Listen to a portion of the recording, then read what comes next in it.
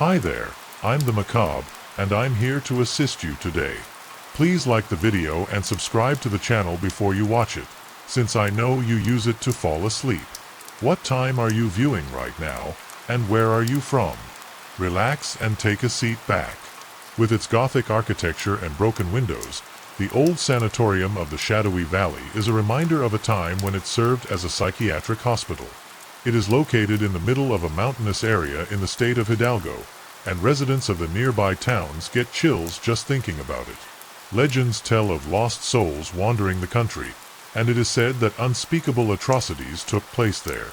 The corridors trapped in an eternity of suffering for three university friends, Sofia, Diego, and Mariana. The sanatorium was the perfect stop in their search for strong emotions. Armed with flashlights, a camera, and a voice recorder, they decided to visit the place and find out if the stories were true. They arrived at nightfall. The road meandered through the crooked and dark trees, as if trying to block their way by parking in front of the rusty gate. The silence was almost sepulchral, not even Los Grillos dared to sing. The moon, hidden behind thick clouds, barely illuminated the silhouettes of the crumbling towers. "Surely we want to enter?" Mariana asked, hugging herself while looking at the decadent structure. "Of course," Sofia replied with an attempt at bravery. "No one is going to believe us if we don't document it." Diego, trying to hide his nervousness, he added with a trembling smile, "Think about the story. We will have to tell the story later." They forced a side window and with difficulty entered the building. The interior smelled of dust, humidity, and something else, something stale and old as death. The walls were covered with graffiti and the doors hung from their hinges, some with marks of deep scratches. Sofia took the lead, focusing on the corridor with her flashlight.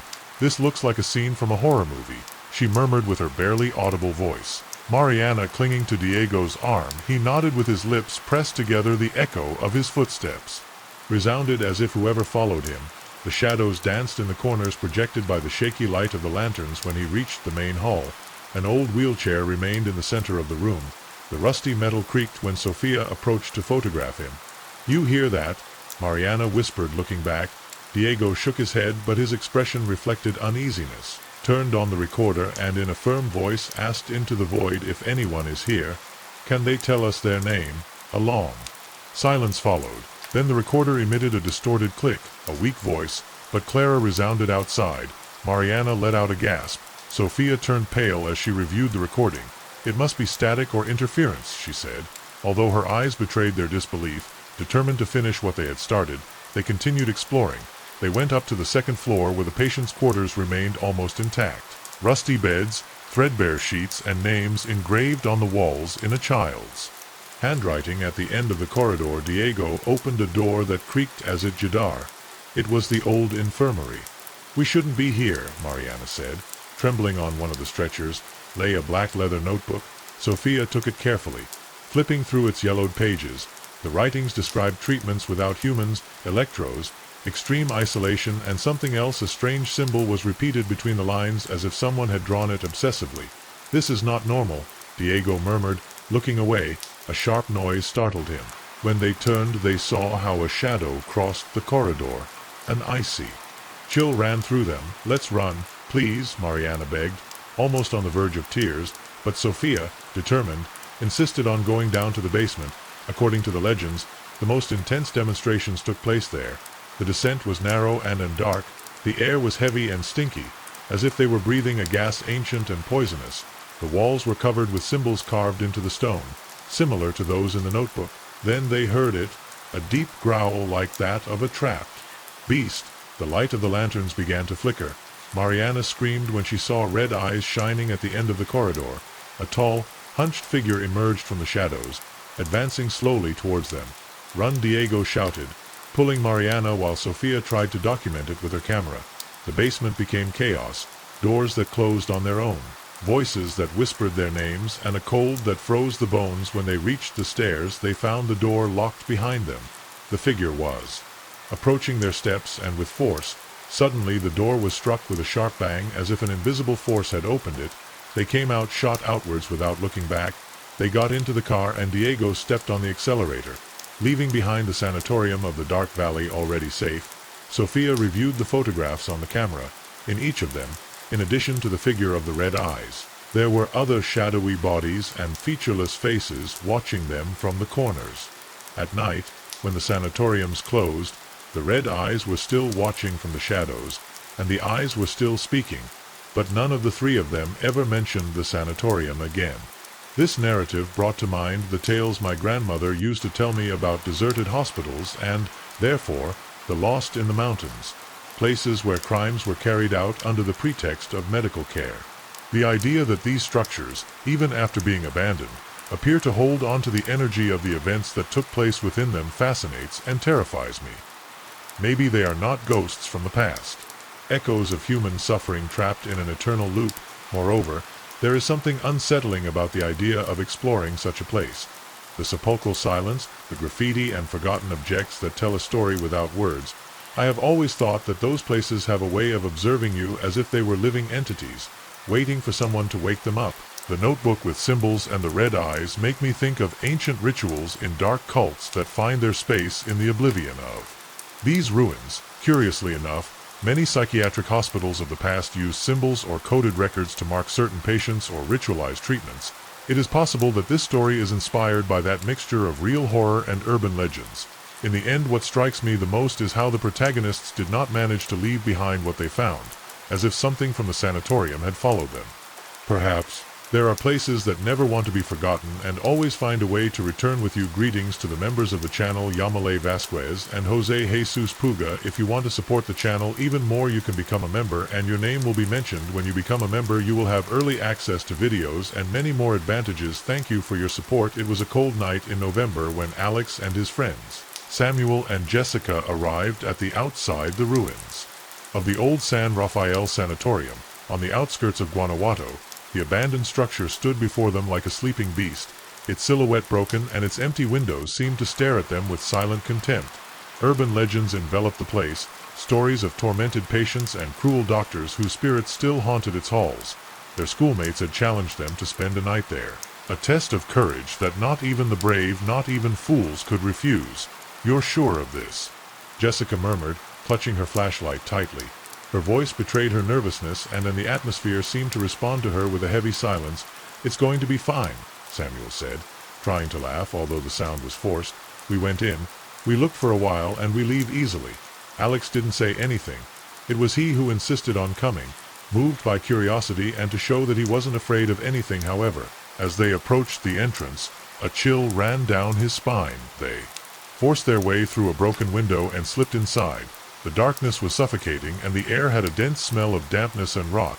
Their flashlights revealed walls covered in old and peeling graffiti, but nothing could hide the oppressive feeling that the sanatorium breathed. "This place is scary," Jessica murmured. "That's the point," Alex said, but his voice lacked conviction. "Let's head to the main hall," which greeted them like a deserted cathedral. The ceiling was covered in cobwebs and peeling paint, and there were broken wheelchairs and rusty stretchers all over the floor. They heard his footsteps echoing as if the walls were amplifying every movement. Samuel stopped in stride, his flashlight focused on a dark hallway. "Listen to what Jessica had to say. Cling to Alex's arm, and the steps looked like they were rats if anyone wasn't sure," Alex said. Although his own flashlight was shaking slightly, they kept going deeper and deeper into the labyrinth of hallways, which seemed to twist and change with every turn. Each door they passed moaned slightly, as if the building itself was trying to warn. They found some stairs that led to the basement. "Not even crazy went down there," exclaimed Jessica, her firm but trembling voice. Why didn't she defy although he himself didn't want to go down, because in all horror stories, the basement is where everything goes wrong. Samuel saw nervous. "He's right. Let's stay here." In their exploration, they stumbled upon an old game room. There was a pool table covered in dust and broken saws. The walls had deep scratch marks like someone had tried to escape with their bare hands. "Okay, this is not anymore. It's funny," Samuel said. "Let's take some pictures and leave." Just as Jessica was getting ready his phone for a selfie, the screen flickered and the device suddenly shut down. Hell, it had a full battery, he murmured at that moment. An icy wind crossed the room, turning off the flashlights. One by one. "What is happening?" Jessica shouted with obvious panic. "Calm," Alex tried to say, but he couldn't, keeping his composure. He took out some spare batteries, but before he could place them, a guttural moan filled the air, coming from everywhere and none at once. "That wasn't a rat," Samuel murmured. his face pale under the filtering moonlight. The moan transformed into a chorus of heartbreaking screams. Jessica grabbed Alex by the arm so hard that it left marks. "We have to get out from here." "I am okay," replied Alex, his bravery crumbling. "Let's go back to the window." But when he turned around in his steps, something was wrong. The corridors had changed. Doors that were open were now closed with rusty padlocks. They walked in circles, trapped in a spiral with no way out. "It can't be Joe, Samuel. It's as if the place was fooling us." Suddenly they entered what looked like an old operating room. Surgical tools covered in rust, they were scattered on a stained table. Chains hung from the ceiling, moving slightly for no apparent reason. In the center of the room was an antique wheelchair with worn leather straps. "We have to go," Jessica said. Stepping back then, the chair squeaked and slowly turned toward them. A figure began to materialize in the seat. A woman in a torn hospital gown and her face hidden by a tuft of matted hair. She raised his head, and his empty eyes shone with an indescribable hatred from Largue, his voice resounding like thunder in the living room. Without thinking, the three of them ran while the woman's macabre laughter resounded in their ears. The sanatorium seemed to vibrate with their own life. Doors that closed, nets that creaked, stumbling and panting, finally reached the main hall. "The window!" Alex shouted, but before they arrived, shadows materialized in front of them. They were figures, dark blurs that moved as if they were trapped between this world and another around here. Alex pointed out when they saw an emergency door in the background. They ran towards it and pushed with all their strength until it finally happened. They shot out into the cold of the night without stopping until they reached their car. No one dared to look back as they sped away from the San Rafael Sanatorium. Hours later in the Alex was trying to assimilate what had happened. Jessica checked her phone, which had inexplicably turned back on. A photo was in the gallery taken without them knowing. It showed the three of them in the operating room with the ghostly woman standing right behind them. Her eyes Jukos, looking straight at the camera. "We never go back there," Samuel said. "Firm in agreement," Alex replied. Although deep down he knew that tonight he would haunt them forever. "This a record-breaking urban story of my childhood, when rumors about abandoned buildings and ghostly apparitions ran among friends as a test of bravery. In my city there was also an old hospital closed decades ago, and although I never dared to enter, I remember classmates who swore they heard whispers or felt stares as they passed by. I have always been intrigued by how these places, with their load of stories and suffering, seem to absorb the energy of those who once they inhabited them. What strikes me most about the sanatorium in this story is how the place itself becomes a more alive, deceptive and malevolent character. That idea that walls can change and trap you, or that shadows can materialize, reflects something that we humans deeply fear: losing control of reality. It will be that the memories of tragedies are trapped in the corners of these places. There are theories that suggest that extreme suffering can imprint residual energy on objects or spaces, which could explain paranormal phenomena. On the other hand, the final photo adds a disturbing layer: the inexplicable evidence that connects the physical world with the supernatural. That type of image has always given me chills, because one never expects the unknown to appear so close and so sharp. How many times have we captured something in a photo without realizing it? Perhaps the line between this world and the other is thinner than we imagine. If you are enjoying this story, do not forget to leave your like. That helps us a lot to continue bringing you more stories like this. And remember, you can join the club to have early access and exclusive content. Subscribe now and join me on more journeys through the shadows. Nestled deep in the misty mountains of the state of Hidalgo, a small town in San Sebastian kept a dark secret to the south. Among twisted trees and forgotten roads lay the ruins of the San Antonio Hospital, a former psychiatric sanatorium abandoned and shrouded in terrifying legends. For decades, the locals had whispered stories of ghostly apparitions, heart-rending screams, and inexplicable lights that came on in the middle of the night. Only the bravest or most reckless dared to approach its crumbling walls. A young man, a journalist obsessed with paranormal stories, he decided to investigate the hospital for a special report. His career depended on discovering stories that would freeze the blood, and the San Antonio Sanatorium seemed the perfect setting. Beyond the horror stories, there were documents about mistreatment of patients, unexplained disappearances, and a fire that had consumed part of the building in 1976, which led to its definitive closure at sunset. Martin arrived at the hospital with a flashlight, a tape recorder, and his camera in hand. The facade of the place, covered in graffiti and vines, watched him like a sleeping giant. The broken Windows looked like open and hungry mouths, and the air was heavy with humidity and a penetrating smell of rotten earth. As he walked through the front door, the atmosphere changed instantly. An unnatural cold enveloped him, and the silence seemed to beat like a dying heart. The ace of his flashlight barely illuminated the peeling wallpaper and the rusty furniture that cast eerie shadows. Martin began his tour calmly, documenting each corner. The patient's cells were small and oppressive, with metal beds corroded by time. In one corner he found a pile of broken and dusty children's toys. The pediatric ward, he thought, and a shiver ran down his spine as he advanced. His restlessness grew. He heard barely audible whispers like voices blown by the wind. At first he thought it was his imagination, but then, at the edge of his vision, he saw a shadow moving quickly down the hallway. "Hello," he said in a trembling voice. His echo was the only thing he answered. He arrived at what was once the operating room. This place was known for the stories of inhumane procedures and cruel experiments. In the center, a rusty surgical stretcher stood like a macabre altar. Ancient tools and sharp, they were scattered around him. Just then Martin noticed something on the wall. Bloody handprints. They were fresh. With a wild heart, he raised the camera and took a picture. The flash lit up the room for an instant, and at that moment he saw someone. A figure was on the edge of the room, barely visible in the shadows. He turned quickly, but there was no one there. Calm, he whispered to himself. Although the voice she trembled, she continued to advance to the east wing, the most affected by the fire. The air smelled of old smoke, as if the flames still burned in the past. There, in the midst of charred rubble, she found a notebook with a scorched leather cover. It was the diary of a nurse named Leonore, who had worked in the last days of the hospital.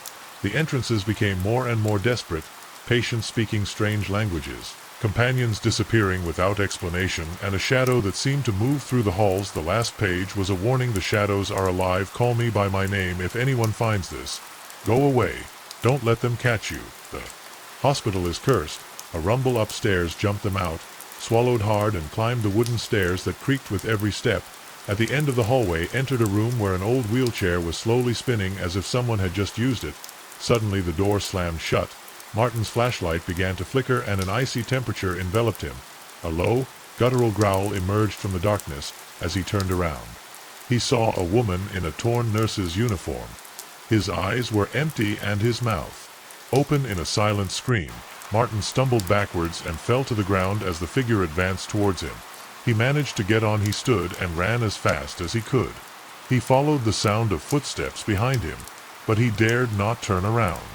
As he entered the main hall, the stifling quiet returned. The whole hospital appeared to come to life, the doors closing themselves, the shadows becoming longer, the murmurs becoming frantic cries. He was in total darkness once the flashlight died. His hands were shaking, and he lit the route with his mobile phone screen. He had a fleeting sense of relief as he approached the front door, but then he saw a guy in a straitjacket with his head cocked at an unnatural position. "You shouldn't have come here," the man whispered, his voice reverberating like thunder in Martin's mind. The doors slammed shut, and the man disappeared with the survival instinct on the edge. Martin ran to a nearby window.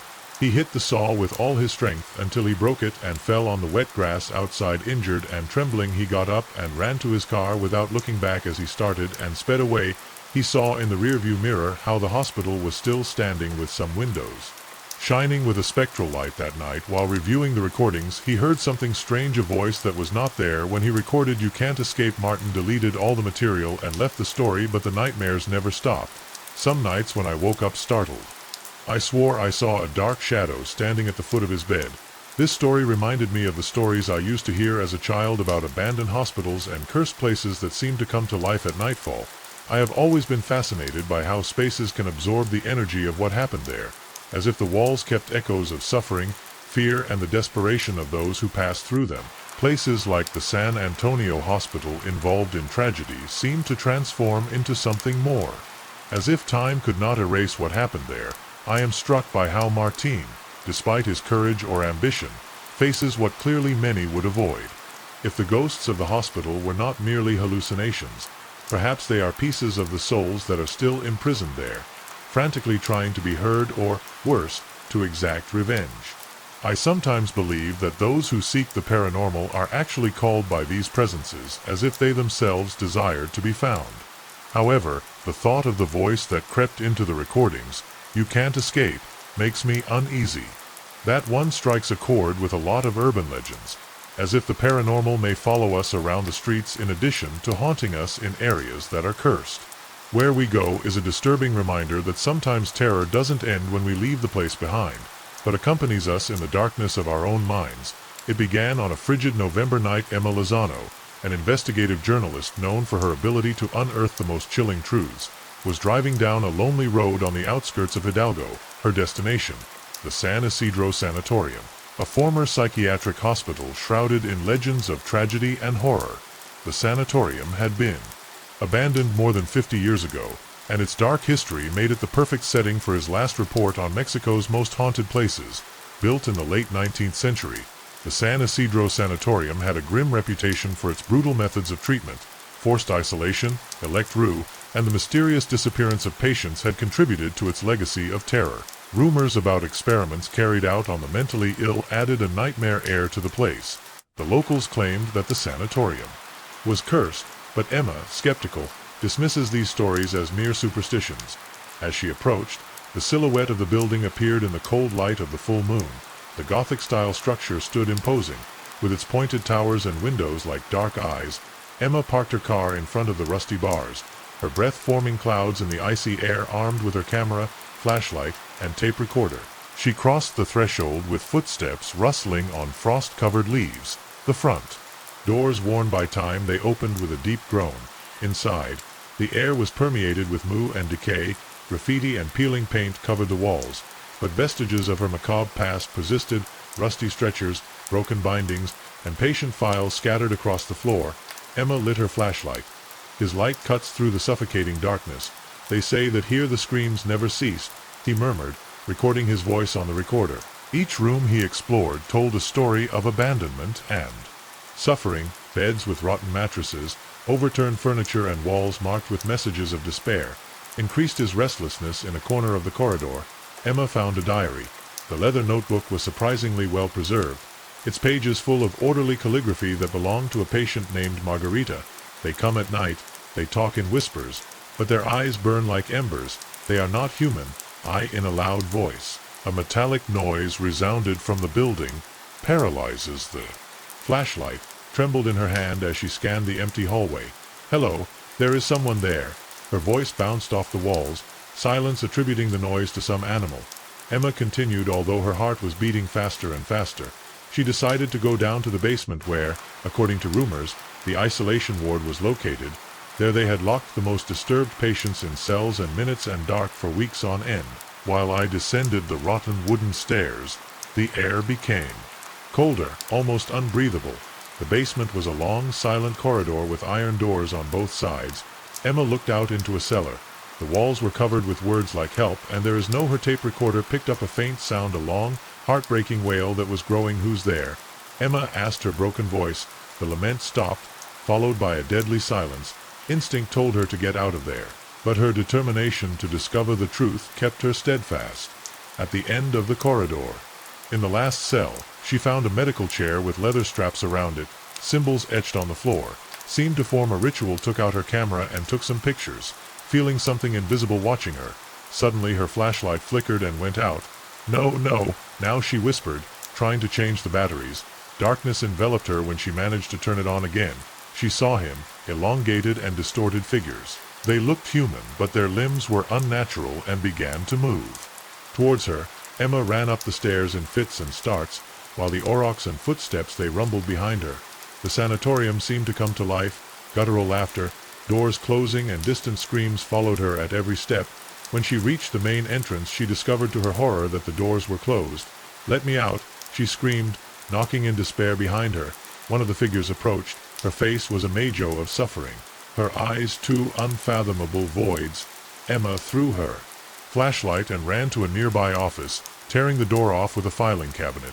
There she found a file titled Patient Zero. It spoke of an experimental procedure intended to purify disturbed minds. The result had been catastrophic. The patient died violently, and soon after, the staff began to see shadows and experience unexplained phenomena. A knock on the door brought her back to reality. The figures were trying to enter. Emma found a ventilation duct and slipped through it. Reaching the infirmary, surgical tools and stains of blood covered the tables. She felt a cold hand that held her ankle and screamed. Struggling until she freed herself, "Stay with us," whispered a spectral voice in despair. Ran towards the chapel. The place was different, solemn and almost intact. On the altar a huge mirror reflected her image. But she was not alone. Dozens of shadowy figures rose behind her, eyes lit like embers. The mirror cracked with a deafening explosion. The figures they advanced slowly, their voices creating a roar impossible to comprehend. Emma fell to her knees, sobbing.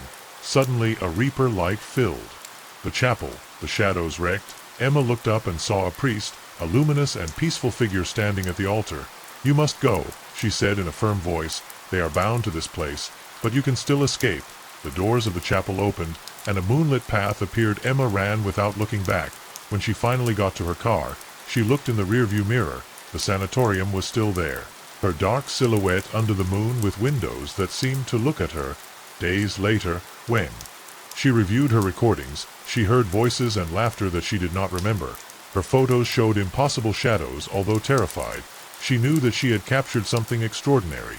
Emma never returned to the sanatorium of San Isidro, but something in her had changed. She wrote her article, omitting details that no one would believe. The place is still abandoned, with its secrets trapped between the walls along with the souls that never managed to escape.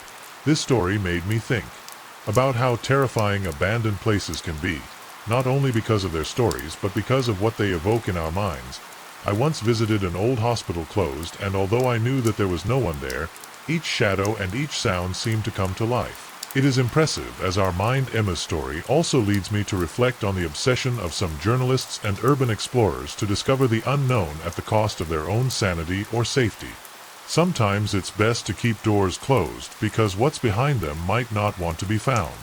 The symbols and rituals mentioned in the story, in particular, remind me of old forbidden practices where the line between science and the supernatural was blurred.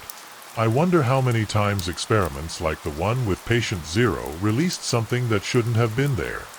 Finally, I can't help but wonder if the priest Emma saw was real, or if the sanatorium itself tricked her into thinking that saving light was a last-ditch effort to escape. What's most unsettling is that, often, when we leave places like this, a piece of ourselves is left behind, trapped with the souls that never found peace. As soon as Samuel passed through the ancient Sanic Asylum's door, the whispering started. The structure has been hidden in a fog on the edge of a tiny, deserted hamlet in the state of Hidalgo for decades. Samuel, a paranormal investigator, had always been drawn to places like this, ruins steeped in mystery and darkness, remains of forgotten lives. He was a persistent guy who appeared to cling to its crumbling walls like a cloak. He intended to make a live broadcast that evening visiting the notorious institution, despite the fact that his YouTube channel had a tiny but devoted following.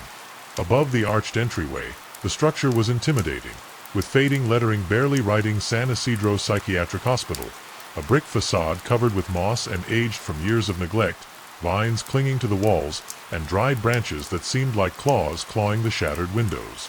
With his breath evident in the chilly air, Samuel adjusted his camera and entered. The air inside was thick, laden with the smell of rot and dampness. Peeling paint hung on the walls like grotesque streamers, and broken furniture was strewn across the floor. Ellis of light from his lantern cut through the darkness, revealing graffiti painted in strident colors, warnings, prayers, and cryptic symbols. Samuel narrated softly in front of the camera, his firm voice despite the shiver that began to run through the body. San Isidro was closed of the 70s, after allegations of abuse and neglect came to light. It is said that the patients here were subjected to inhumane treatments, lobotomies, electrotherapy, prolonged isolation. Some believe that their souls are still around here, trapped forever. Let's see if we find any evidence. Samuel slowly advanced each step, resounding in the absolute silence of the place. His flashlight illuminated walls with cracks that looked like veins, and in the floor, dark stains suggested something he preferred not to imagine. In the distance, a broken window let in an icy wind that howled softly as if the building were breathing. His footsteps echoed as he moved through the dark corridors. Each room told a story of suffering, rusty beds with straps still attached, torn patient gowns hanging from closets, and medical records scattered on the floor. A faint smell of moo and something metal that he couldn't identify in a corner of the hallway. An old dentist's chair remained with worn straps and stains that looked like rust. But Samuel knew that the story of the asylum said otherwise. The numbers of viewers on his live broadcast increased as more people joined in, commenting with a mixture of excitement and fear. Then a soft but clear sound, bland like the cry of an as a child in the distance.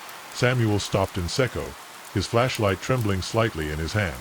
The sound, still far away, seemed to come from further inside the building, although the walls distorted it, making it sound as if it came from everywhere.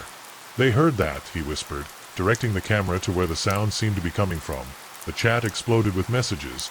"Yes, it was heard. This is very creepy. Get out of there." Plucking up courage, Samuel followed the sound for a long hallway. Doors on either side were open, as if someone had recently pushed them open. Rooms seemed more cluttered here, with tattered mattresses and children's drawings scrawled on the walls, some showing dark figures with large eyes and empty faces. The crying intensifying more and more insistently at the end of the corridor. A half-open double door led to what appeared to be the children's ward. He crossed the threshold, gasping for breath. Small metal beds lined the walls, their mattresses worn and stained. In the center of the room, a wheelchair was motionless, its wheels slightly crooked. The crying stopped. "Hello," called Samuel, his voice reverberating in the natural silence. "There is someone here." An intense cold ran through the room and the flashlight flickered. Samuel slammed it against his palm, stabilizing the ace of light. But the air had changed. It felt dense, charged with an invisible but palpable presence. He carefully approached the wheelchair. Just as he was about to touch it, the chair moved backwards on its own, squeaking deafeningly. Samuel jumped back, almost letting go of the camera. His heart gnat-ant strongly as he frantically lit up the room.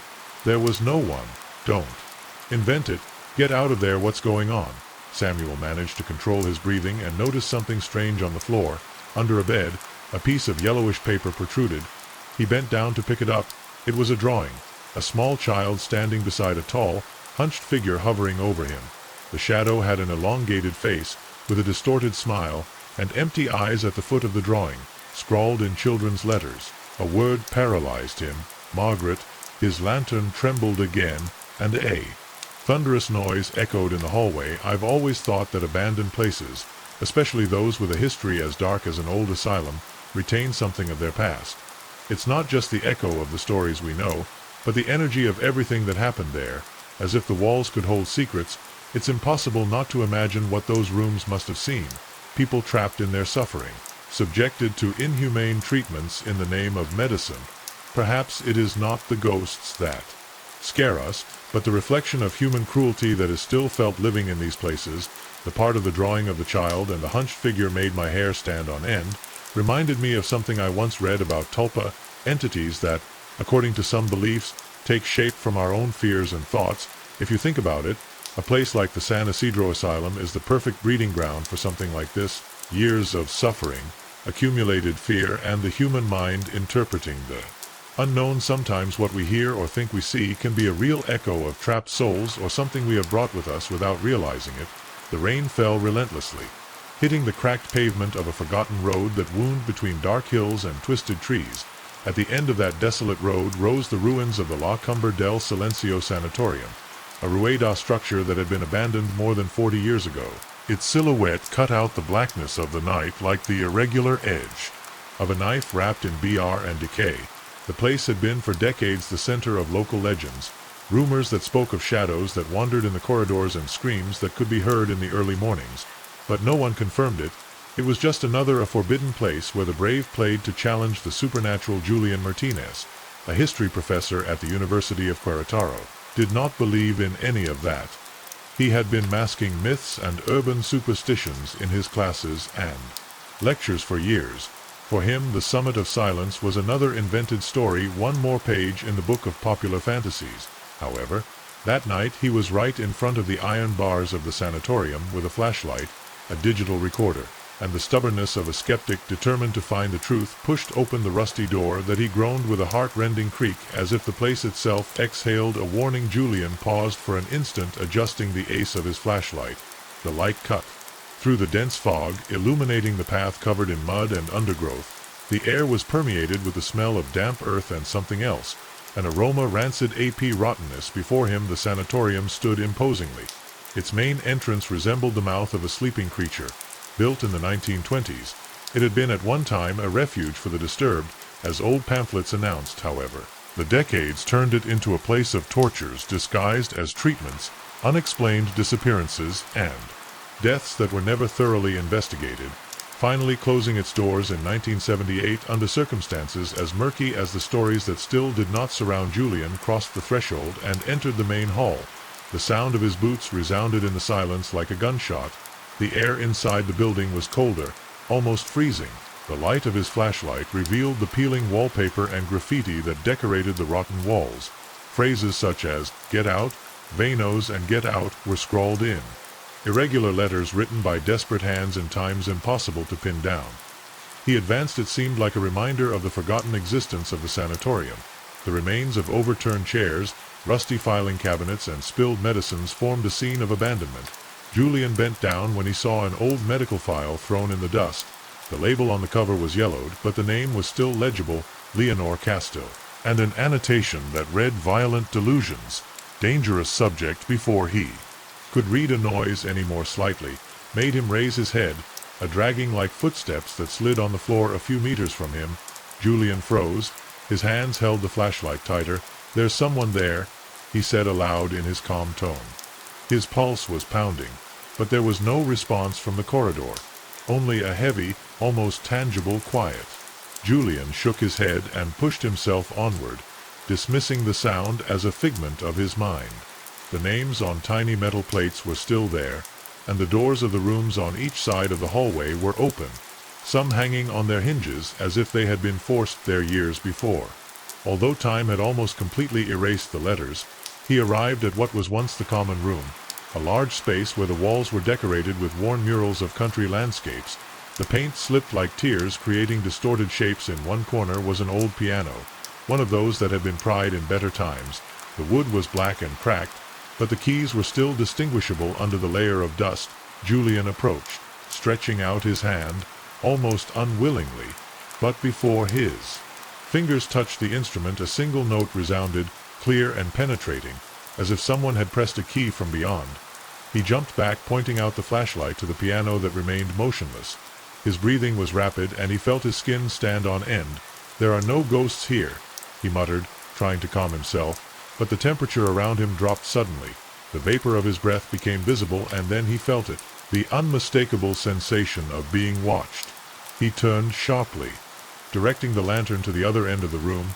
Ellis of light stopped at a female figure barely visible in the shadows. She was still, her head slightly tilted, as if studying her movements.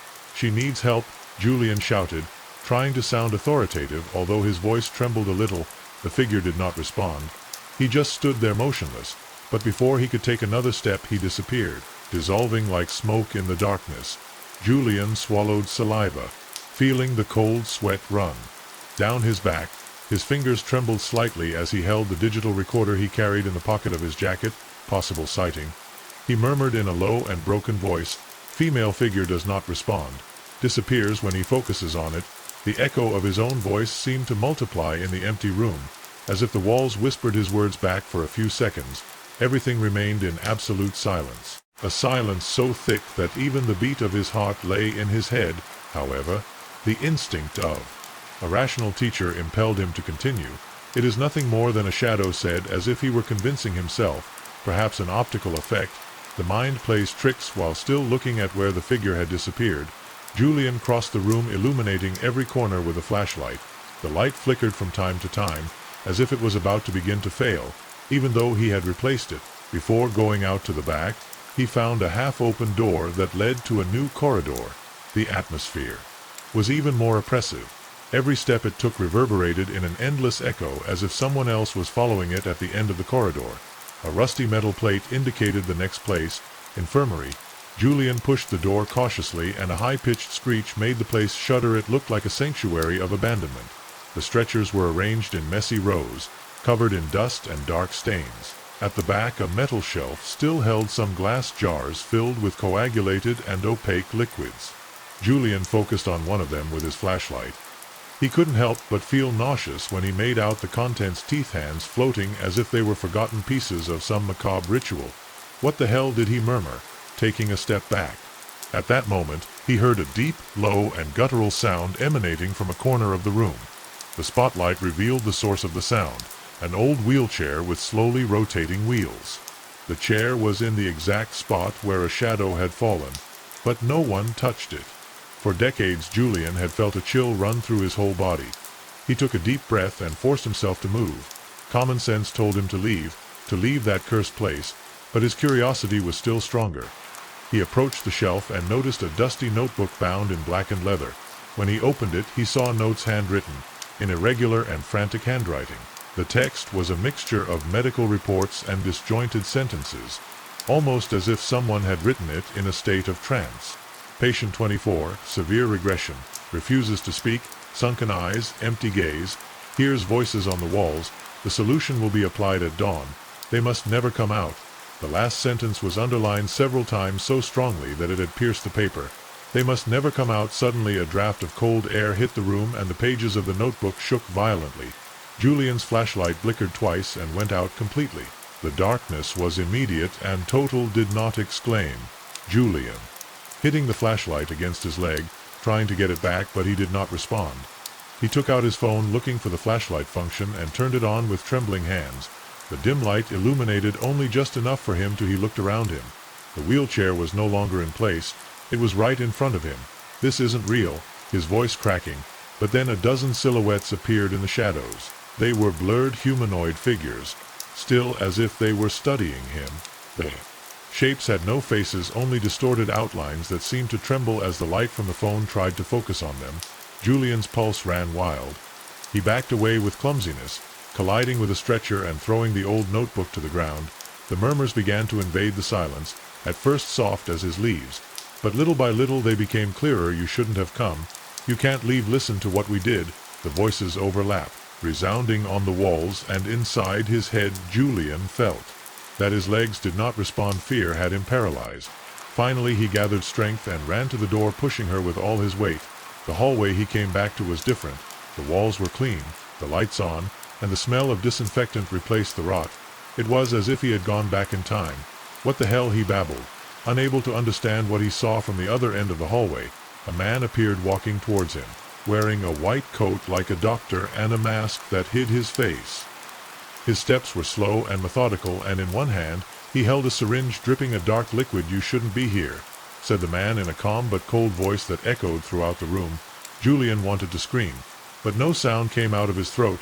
Julia couldn't move. His body seemed nailed to the ground, his mind prey to absolute terror. The man in the white coat guides slowly advancing, the sound of his footsteps resounding like hammer blows in the silent hallway. The syringe dripping in his hand seemed to absorb all of Julian's attention. You shouldn't be here, the man repeated, his voice deep like an echo coming from a bottomless pit. With a superhuman effort, Julian managed to take a few steps back. His phone still emitted a faint light, but at that instant it began to vibrate as if an incoming call was shaking him. Without thinking, he took it out of his pocket and looked at the screen. The call came from an unknown number. The vibration abruptly ceased and a voice began to sound from the speakerphone. Why did you come back? Julian was the voice of a whispering and broken woman, but Clara, as if she were on the other side of the corridor. The phone screen began to distort, and before she could react, the device went out. The light disappeared completely. The only thing that remained was the figure of the man approaching slowly but inevitable. Don't come closer, Julian shouted in a trembling voice, but the doctor didn't stop. The Jerry Nah dripped one last drop before the man stretched out his free hand towards him. Suddenly a rumble made them both turn their heads, a metallic sound as if a door had slammed shut somewhere in the building. The light returned for an instant, flickering and faint, and the man in the robe disappeared in an instant, dissolving into shadows that crawled towards the walls. Julian gasped, regaining control of his legs, seized the moment and began to run down the corridor. Did not stop to look back, only listened. The echo of his own footsteps and the frantic roar of his breathing. The lights flickered as he advanced, as if the sanatorium itself was trying to stop him. As he turned corner after corner in the corridors, they seemed endless. Each turn took him back to a corridor just as long, identical, as if he were trapped in a labyrinth that twisted and changed will. This can't be happening. This is not real, he repeated in a low voice like a desperate man. It was then that he heard it, a soft woman's song. It was a mournful, almost childish melody that came from the end of one of the corridors. Julian stopped in secco. The song enveloped him. Pushed by an impulse he did not understand, he went towards the source of the sound. Finally, he reached a double door of worn but still solid wood. On it, a rusty plaque said "Intensive Care Room." Julian swallowed hard and pushed the door open. The room was large and rectangular, dimly lit by a natural light that filtered between broken planks in the windows. In the center of the room, a figure. She was sitting in an antique wheelchair. It was the same woman who had seen her frail and thin silhouette before, with straight black hair falling like a veil over her face. Julian raised the lantern that miraculously turned on again. The lights illuminated her figure. The woman was wearing what appeared to be a yellowish and stained patient's gown. Her head was tilted to one side and her hands rested inert in the lap. "Who are you?" Julian asked, his voice just a whisper. The woman did not respond. Slowly began to raise her face. When she did, Julian felt the air leave his lungs. His eyes were empty, completely white, and 2 threads of black tears ran down his cheeks. "Help us," murmured the woman with a broken voice. Julian took a step back, but something stopped him. Around the room, dozens of figures began to materialize from the shadows. They were patient, their bodies thin and deformed, in the same worn robes, and empty eyes stood motionless, watching him. "They left us, they forgot us," they said in unison, their voices resounding in the air like a distant roar. The floor began to vibrate under their feet. The light of the lantern became weaker and the whole room seemed to writhe. Julian recoiled until his back hit the door. "Get away from me!" With a desperate cry, the lady in the wheelchair slowly raised her hand and pointed at him. "They are just like you. I should have entered here before you did." The room darkened until everything was black, and he felt a piercing agony as if he were being smothered by something unseen. Julian's cheek was crushed against the dirt, chilly floor when he abruptly awakened up. The critical care unit was deserted. The ache in his chest had subsided, but his body felt numb, as if he had been there for hours. The lady and the figures that were to be utilized were nowhere to be seen. They had around him. He inhaled deeply, attempting to settle his racing heart to stop. Trying to persuade himself, he whispered that it was all a delusion. The flashlight lay beside him, but his voice sounded empty and shattered. Picking it up, my magically illuminated one gazed about, and everything appeared quieter and darker than before. It was then that he noticed something strange. A shadow longer than the others was projected on the wall in front of him. Julian turned slowly and his flashlight shone on what was behind. The figure of the doctor with a syringe was there again, motionless in the center of the room, as if he had never left. This time he was not alone. Around him, the patients, the same figures of shapes and empty eyes, were standing watching him in silence. "You cannot leave," the doctor's voice resounded in the room without his lips moving. "Enough, let me out," Julian shouted, running toward the double door. But it didn't matter how he pulled or pushed the door, it didn't give way. It seemed fused with the wall behind him. The voices of the patients began to rise, a chorus of laments and accusations. "They locked us in here. They forgot us. Don't leave us alone." Julian turned the flashlight, trembling in his hand. The figures began to move forward slowly, approaching him with stiff movements and unnatural despair he didn't consume.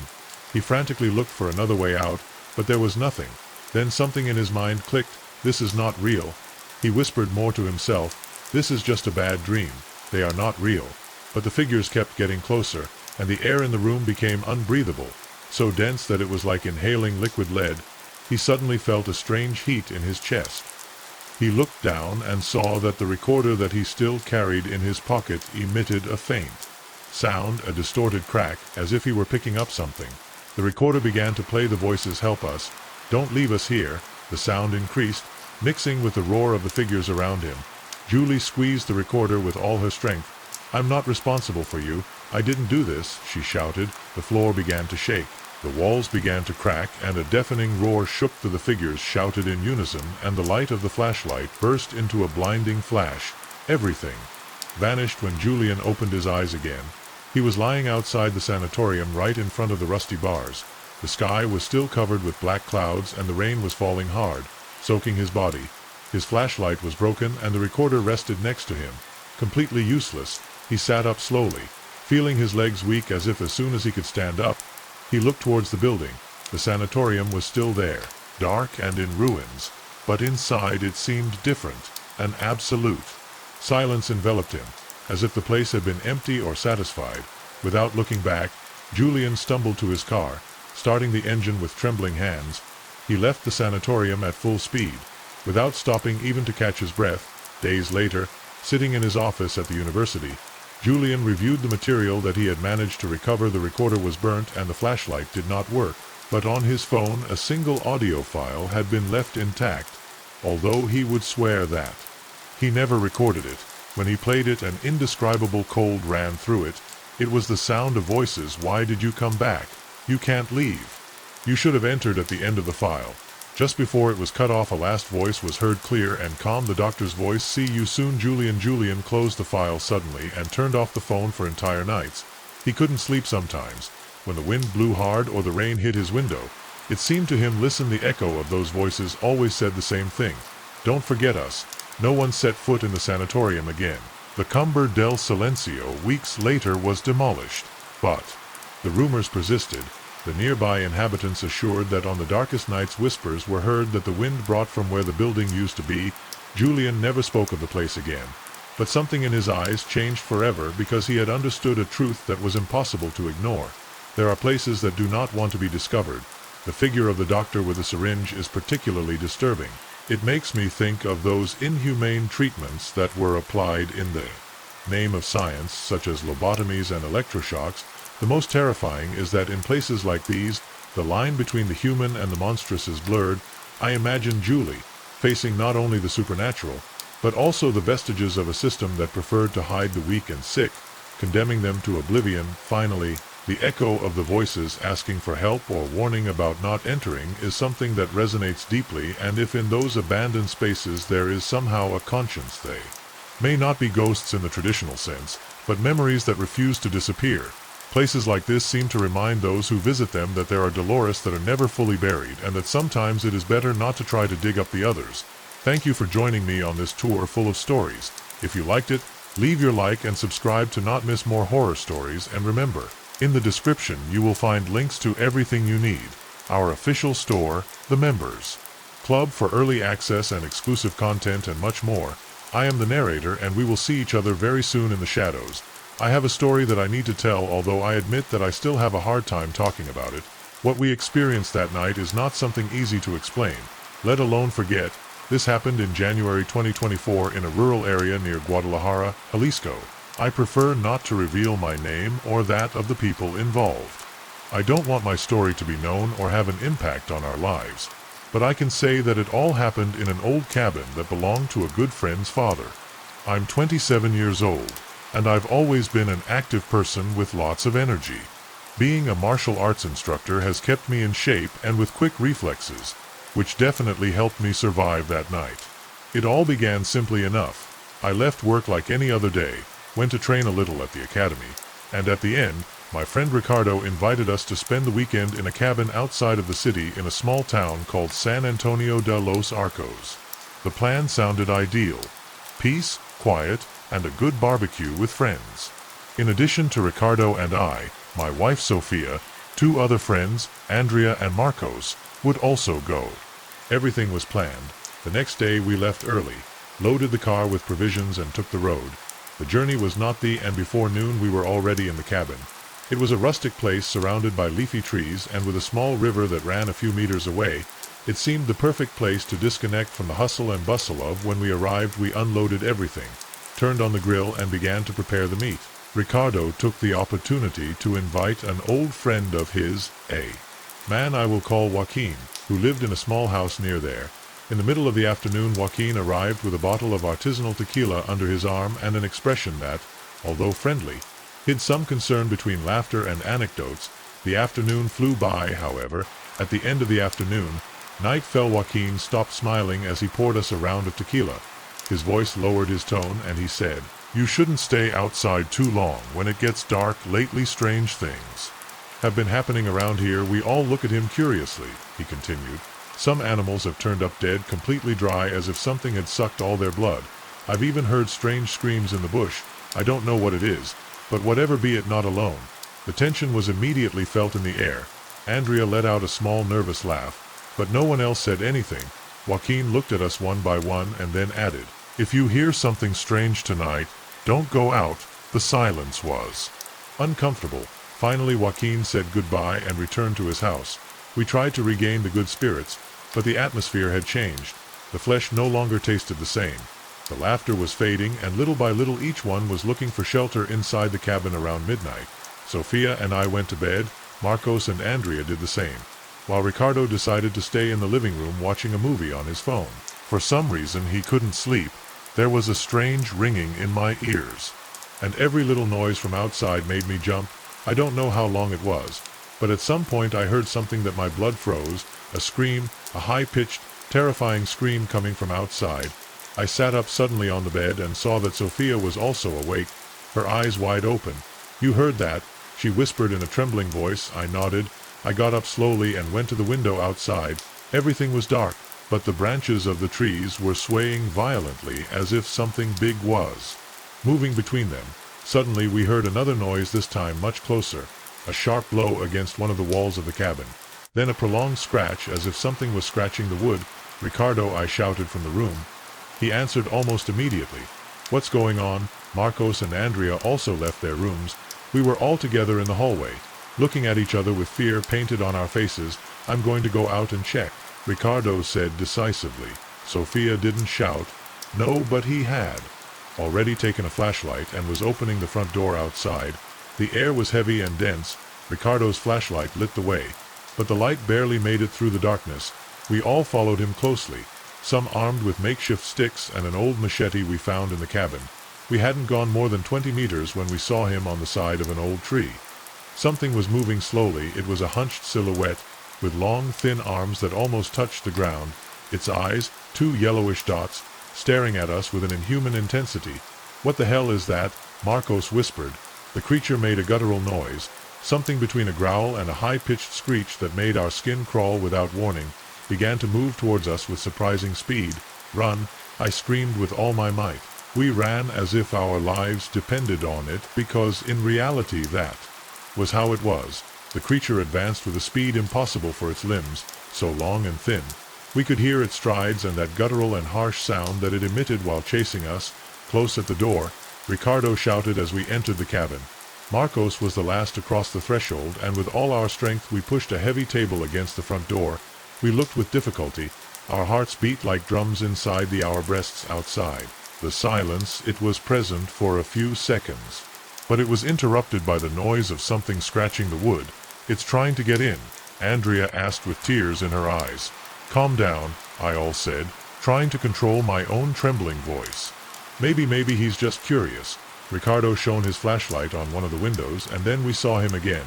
There was the creature watching us with those yellowish eyes that shone in the darkness. His head moved from side to side with jerky movements, as if trying to understand that we were his hands with elongated fingers and sharp nails leaning against the glass of the window.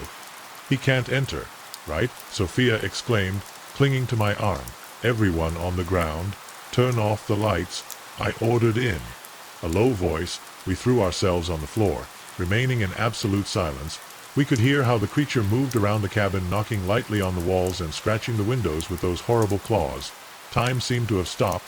I don't know how long we were there, lying on the floor, holding our breath. Finally, after what seemed like an eternity, the noise stopped. It went away. Andrea whispered. "I don't know," replied Ricardo. "But we can't go out now. We stay together in the living room, lit only by a small drum lamp that was in the closet. No one could." Sleeping was shaking in my arms while Andrea murmured a prayer in a low voice. "Listen," Marcos said suddenly, with a pale face. "They don't hear that." The silence was broken by a creepy sound, a distant screech as if the creature was calling something or someone. "We're not alone," Ricardo murmured with his eyes wide open. "There are more of those things." No one said anything. The fear was so intense that he could feel. "We have to get out of here at dawn," I said. "Finally, we can't stay any longer." Everyone nodded in silence. All that remained was to wait. The night moved slowly every minute. It felt eternal outside. From time to time we heard distant noises, branches breaking, something running through the trees, and those indescribable squeals when finally the first rays of the sun began to illuminate the horizon. No one said anything. We just got up slowly, gathered our things, and got ready. We have to go all together, Ricardo said firmly. No one separates, understood?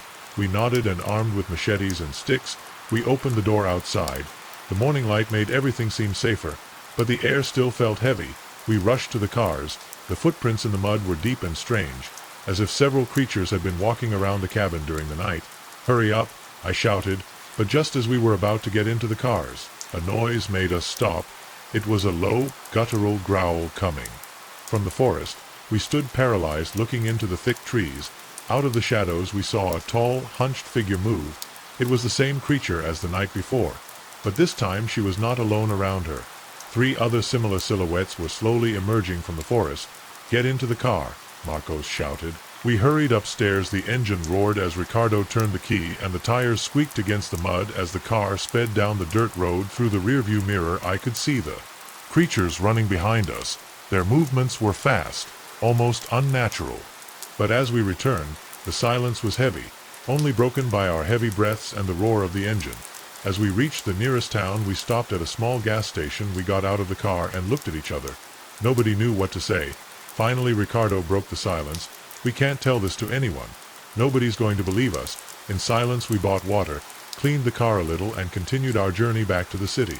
However, there was something none of us said, but we all knew.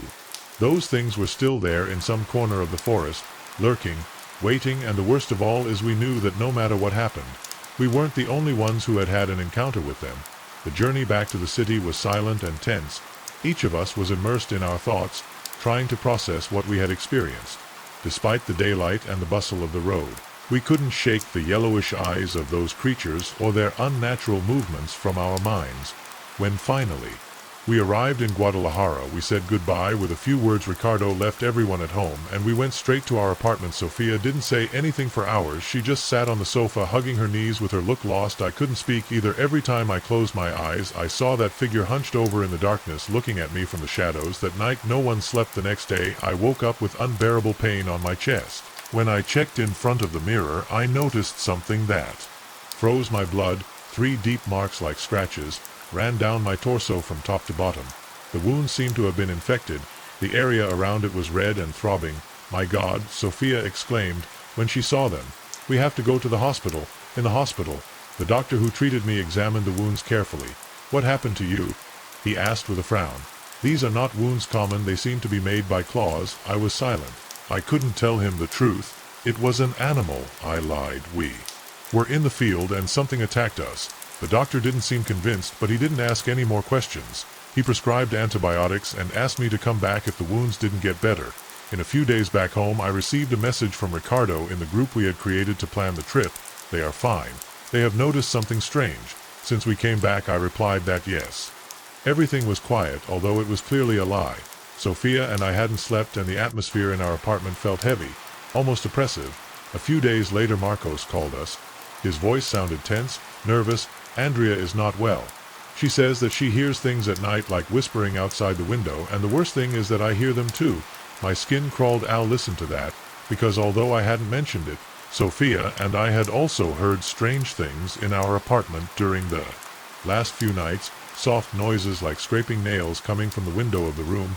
We have to meet, I said firmly. We can't ignore this. That same afternoon we met at Ricardo's house. We all seemed to have aged years in just a few days.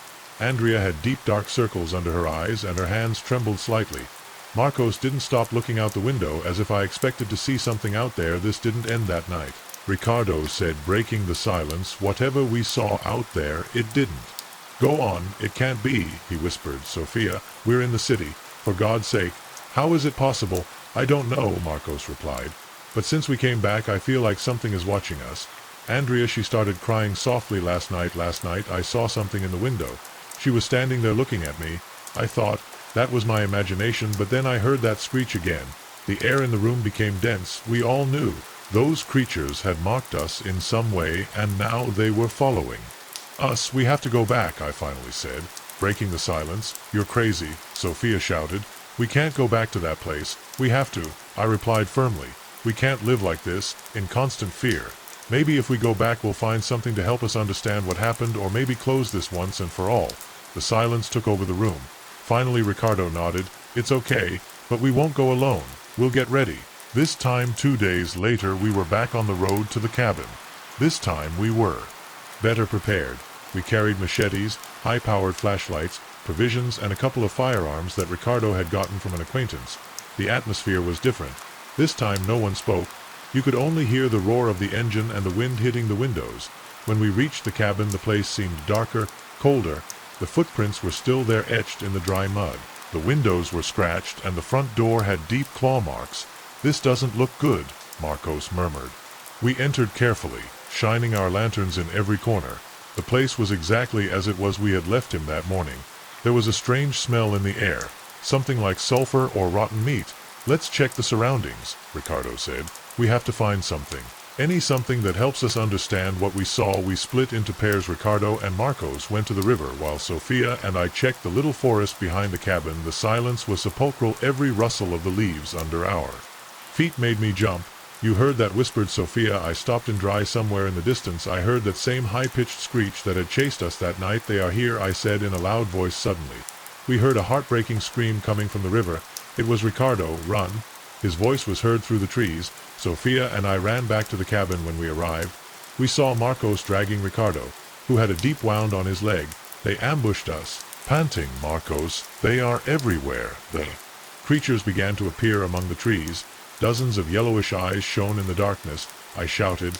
We took refuge inside from the cabin, and we tore off the door with everything we found outside. The screeching multiplied, and the shadows of the creatures moved around the windows. This time they were not playing. This time they were coming for us. The air inside the cabin was thick, full of fear and despair. Outside the shrieks multiplied, and the shadows slid through the windows, distorting the light of our flashlights. The creatures were there, surrounding us, waiting the perfect moment to attack. "We can't stay here," Ricardo said with a broken voice, holding his injured leg. "If those things enter, we are dead. We have to resist until dawn." I replied, trying to sound braver than I felt. "We only have to endure a few more hours." Sofia cried silently, clinging to Andrea's arm. Mark held tightly the machete that carried, his gaze fixed on the door. Time had stopped. Every second felt like an hour. Every creak outside made us jump in fear. Suddenly a sharp bang shook the front door. "The creatures are trying to get in." The scratches got more intense, more desperate, and the windows began to vibrate under the pressure of those monstrous hands. "They're not going to stop," Andrea screamed. "Silence," I ordered in a compelling whisper. But it was too late. One of the windows shattered with a bang, deafening, and a long, bony claw came through the water, flailing frantically in the air. Behind, Marcos screamed, sticking the machete into the claw. The creature let out a high-pitched screech that made us cover our ears and withdrew its arm, leaving a trail of black blood on the ground. But the damage was already done. The creatures knew we were cornered and were not going to stop. "We have to get out," he said firmly. "Through the door in the back now." We took our things hurriedly, machetes, flashlights, and the old rifle that Ricardo had brought. Marcos helped Ricardo up while Sofia and Andrea stayed close to me. On the count of 3, we opened the door and ran. I said with my heart hammering me in the chest. 1, 2, 3. The back door burst open and we ran out into the woods, lighting the way with the flashlights behind us. We heard the screams and shrieks of the creatures. We could feel their presence, following their footsteps, resounding on the wet ground. We ran without looking back, dodging branches and stones, going deeper and deeper into the forest. The cold of the early morning was digging into our bones, but we couldn't stop the river. Marcos shouted, "We can cross it and mislead them."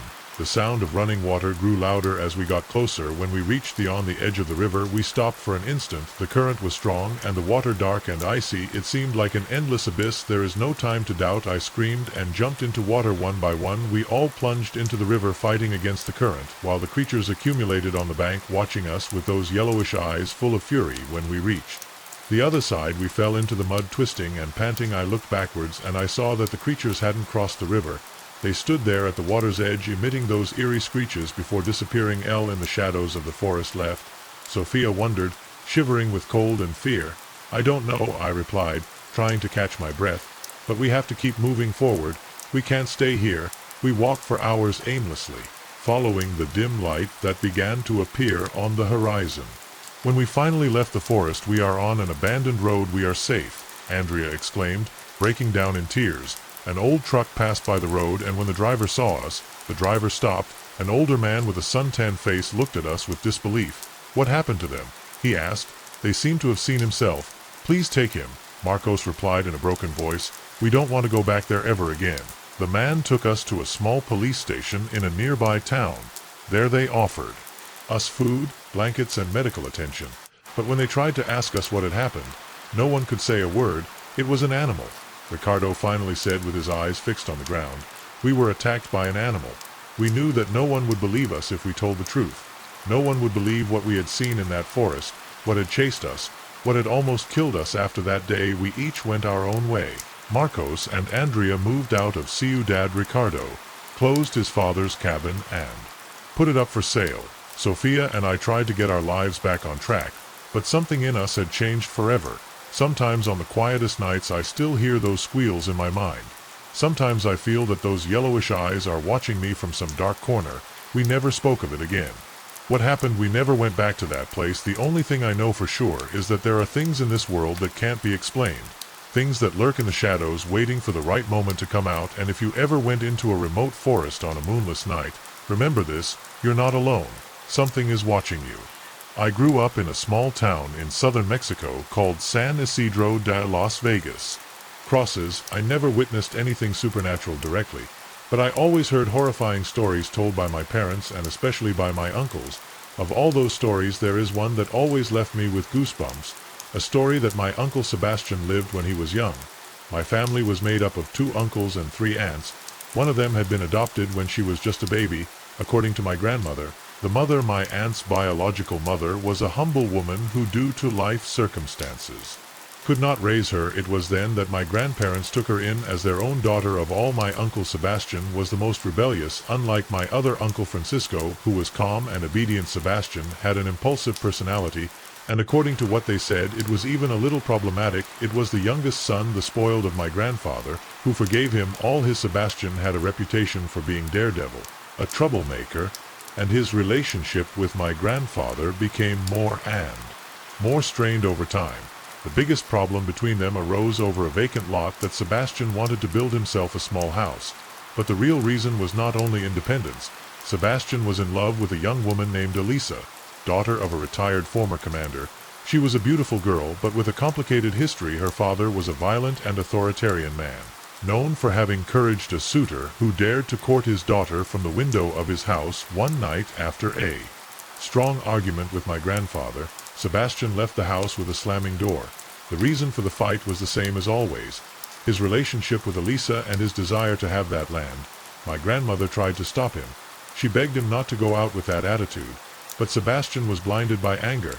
"I don't care what they say, I'm leaving," he shouted before disappearing into the darkness of the night.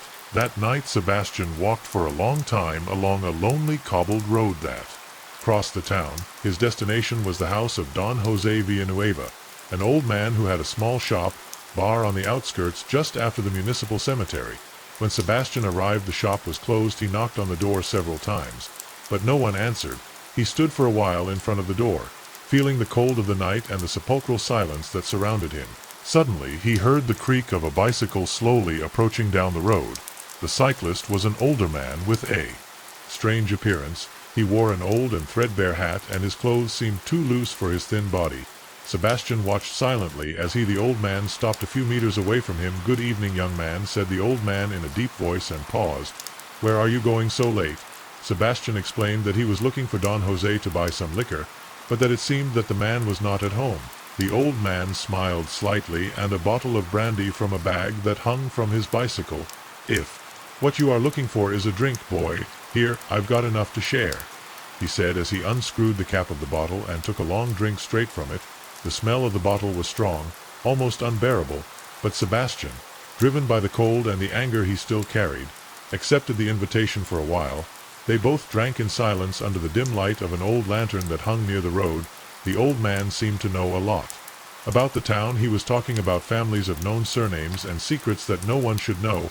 "I know the Villanuevas, the Mendozas, the Lopezes. I also know your grandfather." Young Sebastian said suddenly, fixing his gaze on him. Sebastian felt a chill run down his spine. He didn't remember having told the old man his name. "How do you know my name?" he asked, trying to sound firm. The old man smiled.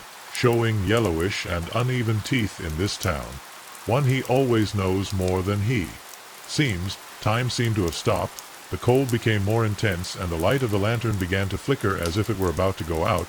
The old man refilled the cap of the bottle with brandy and offered it to Sebastian. "Come on, come with me to the cemetery. There we can finish this bottle in peace," he said in a whispering voice. Sebastian felt a knot in his stomach. The old man had faded, and now it looked more like a grotesque grimace than a friendly expression. "No thanks, I think it's time for me to go home," he replied, taking a step back. But the old man didn't accept one as an answer. With inhuman speed, he held Sebastian's arm with a force that didn't correspond to his fragile appearance. "I told you to come with me," he growled in a voice that seemed to come from deep down from his throat. The old man's face began to change. His eyes turned completely black like wells in the background, and his mouth opened beyond the natural, showing rows of sharp and pointed teeth. Sebastian's heart, the ant forcefully tried to let go, but the old man's strength was huge. "Let me go," he screamed desperately, but his words seemed to be lost in the night. The old man began to drag him towards the entrance of the cemetery, where a heavy rusty iron gate creaked with every slight movement of the wind, and just when Sebastian thought his fate was sealed, something unexpected happened. The wind blew cold between the tombstones, making the sound of the old iron gate of the cemetery creak like a distant lament. Sebastian fought with all his might to free himself from the old man's clutches, but it was like trying to free himself from an iron trap. The man's wrinkled hand was firm, cold, and his bony fingers seemed to dig into Sebastian's skin. "I told you that you would accompany me," growled the old man in a deep and unnatural guttural voice, as if he came from the depths of the earth. Sebastian began to shout for help, but only silence answered him. The darkness of the road seemed to close around him, and the air had become so dense that it was hard to breathe. The old man's face had transformed.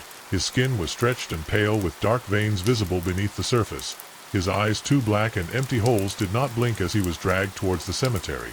Sebastian felt his legs falter. Each step seemed to weigh tons, and fear clouded his thoughts. Suddenly an idea crossed his mind. "Pray, my God, help me. Don't let me die here," he screamed with all his might, his voice broken by terror. Something changed in the atmosphere. The old man let out an inhuman growl, a shriek so sharp that it echoed through the trees. His skin began to smoke, and a kind of black mist began to come out of his open mouth. "You can't escape me," the creature roared, but his voice was no longer so firm. Sebastian felt that the pressure in his arm decreased, and with a desperate tug managed to break free. He ran with all his strength, tripping over stones and roots that he could barely see in the semi-darkness. The sound of his own footsteps resounded in his ears, and his breathing was short.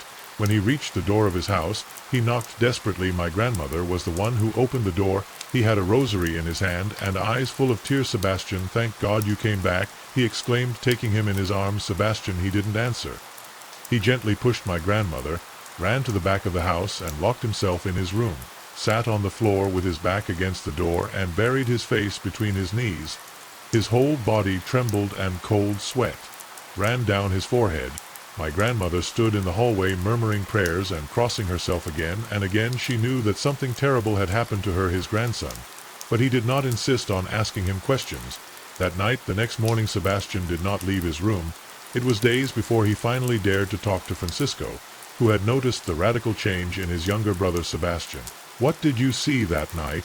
Francisco asked one afternoon while they were sitting in the small backyard of the house. Sebastian was silent for a few seconds, staring at the floor. Finally he spoke with a voice. It went down, almost as if he was afraid that someone else might hear him.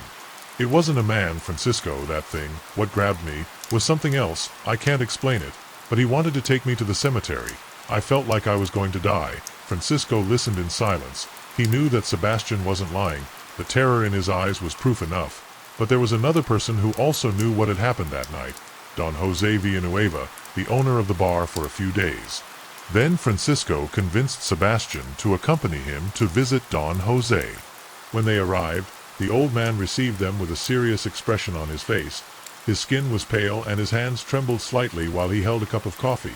"Boys, I heard part of what happened that night," Don Jose said, looking directly at Sebastian. "But I didn't dare to open the door. He was sick with a fever, and something told me that." Sebastian nodded slowly. "He heard the screams?" Francisco asked. The old man put the cup down on the table and rubbed his trembling hands. "I heard your screams, Sebastian. But I also heard another voice, a voice that was not human." Silence filled the small room. Only the sound of the wind seeping through the cracks in the window broke the stillness. "That thing that attacked you was not of this world." Don Jose continued, lowering his voice. "But they know something. This is not the first time that something like this has happened. Many years ago, another young man, just like you, Sebastian, had an encounter with that old man on the way to the cemetery." Sebastian felt a chill run down his spine. "What happened to that young man?" asked Francisco in a trembling voice. Don Jose stared at the flame of the candle on the table before answering. "He never returned home. They say that his body was found days later inside the cemetery." The words were suspended in the air like a heavy shadow. Sebastian looked at Francisco, who was as scared as he was. "Be careful," Don Jose finally said. "That road and that cemetery are not places for everyone." When they left Don Jose's house, Sebastian and Francisco walked in silence through the dark streets of the town. The wind was blowing strongly, and the shadows of the lampposts seemed to lengthen unnaturally. They both knew that the story was not over. The days passed, but Sebastian's gaze was still lost. As if he was still trapped in that hellish night, he avoided crossing glances with anyone. And when he left the house, he did it before the sun went down. My grandmother, a woman of unwavering faith, continued to pray every night with her rosary in her trembling hands. Francisco, on the other hand, could not take off that story of the head. Something Sebastian had told seemed incomplete, as if a piece of the puzzle was missing. The conversation with Don Jose Villanueva had only stoked his suspicions. One night, while Sebastian slept soundly after days of insomnia, Francisco made a risky decision to return to the path that led to the cemetery.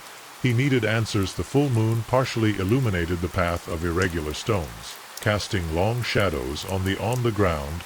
The wind blew through the branches of the trees, producing a high-pitched sound reminiscent of a distant lament. Francisco carried with him an old kerosene lantern that trembled with each gust of cold air. When he reached the exact point where Sebastian had said he found the old man, Francisco stopped. The silence was sepulchral, and the smell of damp earth permeated the air. He looked around, looking for some signs, some clue that could be explained what had happened that night. Then he heard a sound behind him. "Good night," said a deep and raspy voice.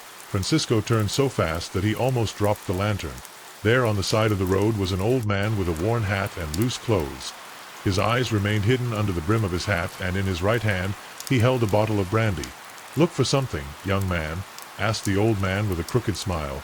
Francisco, he felt a lump in his throat, but he took a deep breath and kept his composure. "Who are you?" he asked firmly. The old man nodded his head slightly, as if he were studying Francisco. "Let's say that I am someone who knows this place very well," he replied, taking a long drink from the bottle. Francisco's heart began to beat forcefully. Every fiber of his body, he asked him to run, but he remained firmly in his place. "Made my brother that night?" Francisco asked in a trembling voice. The old man smiled again, but this time his smile seemed more like a grotesque grimace than a friendly gesture. "Your brother was lucky, boy. Others have not run with the same fortune." Francisco took a step back, but the old man did not move an inch. "Why does he do this?" Francisco asked, feeling a chill run down his spine. "Because some souls are weak, easy to manipulate. Others instead fight like your brother." "But tell me, young man, you also want to accompany me to the cemetery?" The old man stepped forward, and the light of the flashlight revealed a terrifying detail. His feet did not touch the ground. Francisco quickly backed away, but tripped over a stone and fell backwards. The flashlight rolled on the ground, leaving the scene barely illuminated by the pale moonlight. The old man began to slowly approaching. His shadow stretched on the ground in an unnatural way. "Protect me," Francisco shouted, closing his eyes tightly. When he opened them again, the old man had disappeared. There was no trace of him, only the icy wind and the distant barking of a dog somewhere in the village. Francisco got up hurriedly, picked up the flashlight, he fell and ran back home without looking back. His heart seemed about to explode, and every shadow arm around him seemed to move and watching him. When he reached the door of his house, he knocked hard until Sebastian came to open it. Francisco's face was pale and his breathing was agitated. "What happened, Francisco?" Sebastian asked, alarmed. "I saw him. I saw the same man you had that night," Francisco replied. Trembling from feet to head, Sebastian remained motionless for a few seconds. Finally he looked into his brother's eyes and nodded slowly. Then it wasn't my imagination, Sebastian murmured with a broken voice. My grandmother appeared in the hallway holding her rosary tightly. She crossed herself several times before speaking. Listen to me well, children. What you saw was not a man. It was something older, something that has been here long before this town existed. Sebastian and Francisco, they kept silent, listening to every word attentively. There are spirits that feed on the fear of weak souls. That being is one of them, my grandmother continued. But as long as they keep their faith, as long as they do not fall into their traps, they will be safe. My grandmother's words were a balm, but they did not erase the fear that they both carried nailed to their chests. That night no one slept in the house. The silence was broken only by the wind hitting the windows and my grandmother's whispered prayers. However, even with the protection of the prayers and the warmth of the home, everyone knew that that entity was still out there, waiting. Several months passed since that night, but the shadow of what happened never completely left our house. Sebastian was still a different man. Although he tried to resume his life, his eyes betrayed a constant fear, as if something invisible was chasing him in each corner. Francisco, for his part, never approached the cemetery again. My grandmother, with her rosary always in her hands, prayed every night, asking for protection for her children. However, there was something in the atmosphere still felt broken, incomplete, as if a dark presence still surrounded me. Nearby one afternoon, while helping my grandmother prepare dinner, Sebastian hurried into the house. His hands trembled and his voice was barely a whisper. I saw it again, he said with bulging eyes. He was standing on the road by the entrance of the cemetery. Francisco stood up immediately. We can't go on living like this. This has to end, he exclaimed with determination. My grandmother looked at them with a serene face, but her eyes were full of sadness. Children, this will not end until you face that being, she said in a firm voice. But you will not be alone. My grandmother took out of a small trunk a wooden cross, a bottle of water, and a small bunch of pyru branches tied with a red string. Take this with you, pray with faith, do not speak to him, do not look him directly in the eye. And no matter what happens, do not accept anything that Sebastian and Francisco offer you. That same night, armed with my grandmother's recommendations, the cross and the water, blessed, they returned to the path that led to the cemetery. The moon was covered by thick clouds and the darkness was almost absolute. They walked in silence, each step resounding with an unsettling echo among the stones of the path. The cold wind blew through the trees and each shadow seemed to move with a life of its own. When they reached the point where Sebastian had had his first meeting with the old man, they stopped. The silence was so deep that they could hear the beating of their own hearts. Suddenly a familiar voice broke the silence. Good evening, young people. There he was, standing under a dry tree with his threadbare hat and his bottle of brandy in his hand. His eyes, two dark wells, reflected an indescribable evil. They have come to accompany me, he asked with a grotesque smile, showing his yellowish and sharp teeth. Francisco held the wooden cross tightly, and Sebastian began to murmur. The old man took a step forward, and with each step he took his figure seemed to distort more. His shadow lengthened over the road, and the air became thick, difficult to breathe. We are not afraid of you, Francis shouted, holding the cross aloft. The old man let out a guttural growl like the roar of a wild animal, and his mouth began to open in an unnatural way, stretching until it almost reached his ears. From inside it emerged a dark and dense smoke that seemed to move with a life of its own. Sebastian, with a bottle of holy water in his hand, threw it towards the old man, while pronouncing in a firm voice, in the name of God. The holy water recedes, touched the old man's skin, and he let out a shriek so loud that Francisco and Sebastian's ears were ringing. His foot began to sizzle and give off a nauseating smell like rotting flesh burning. This doesn't end here, the creature shouted in a distorted voice as its body began to crumble into black ashes that the wind was blowing away. In a matter of seconds there was nothing left but a pile of ashes scattered on the road. Silence returned, and the moon, as if it had waited for that moment, came out through the clouds, softly illuminating the path. Sebastian and Francisco stood there paralyzed, trying to process what had just been done.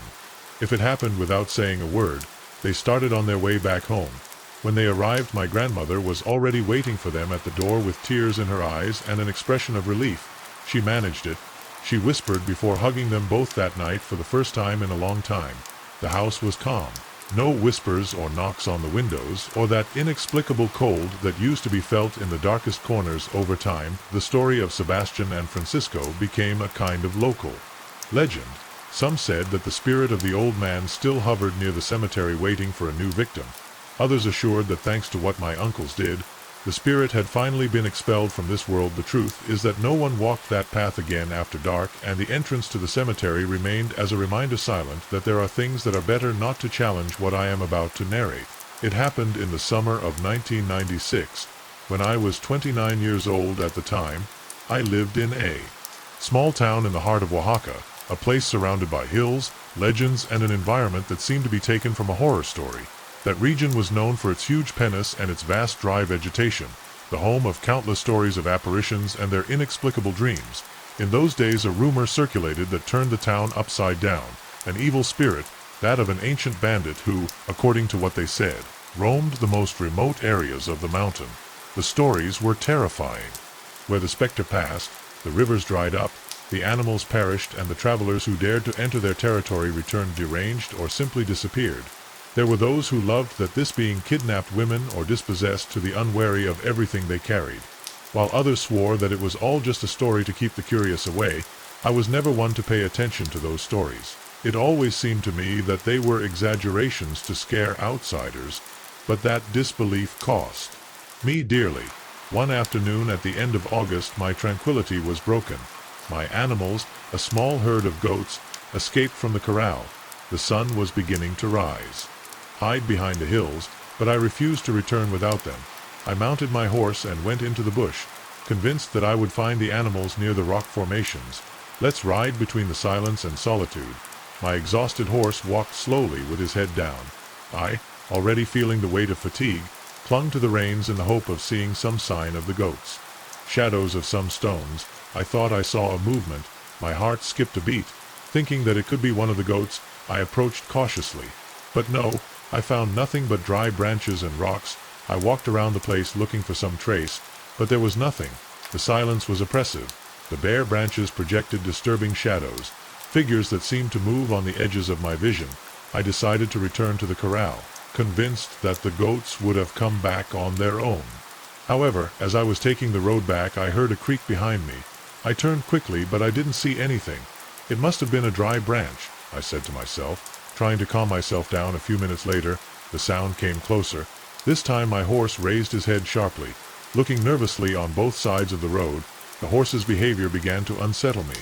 I had always heard that animals are capable of. I seemed to be deeply uncomfortable, neighing, turning his head sideways and taking nervous steps. At one point he began to kick in the air as if something invisible was bothering him. I tried to calm him down by holding the reins tightly and talking to him in a calm tone, but the animal was out of his mind.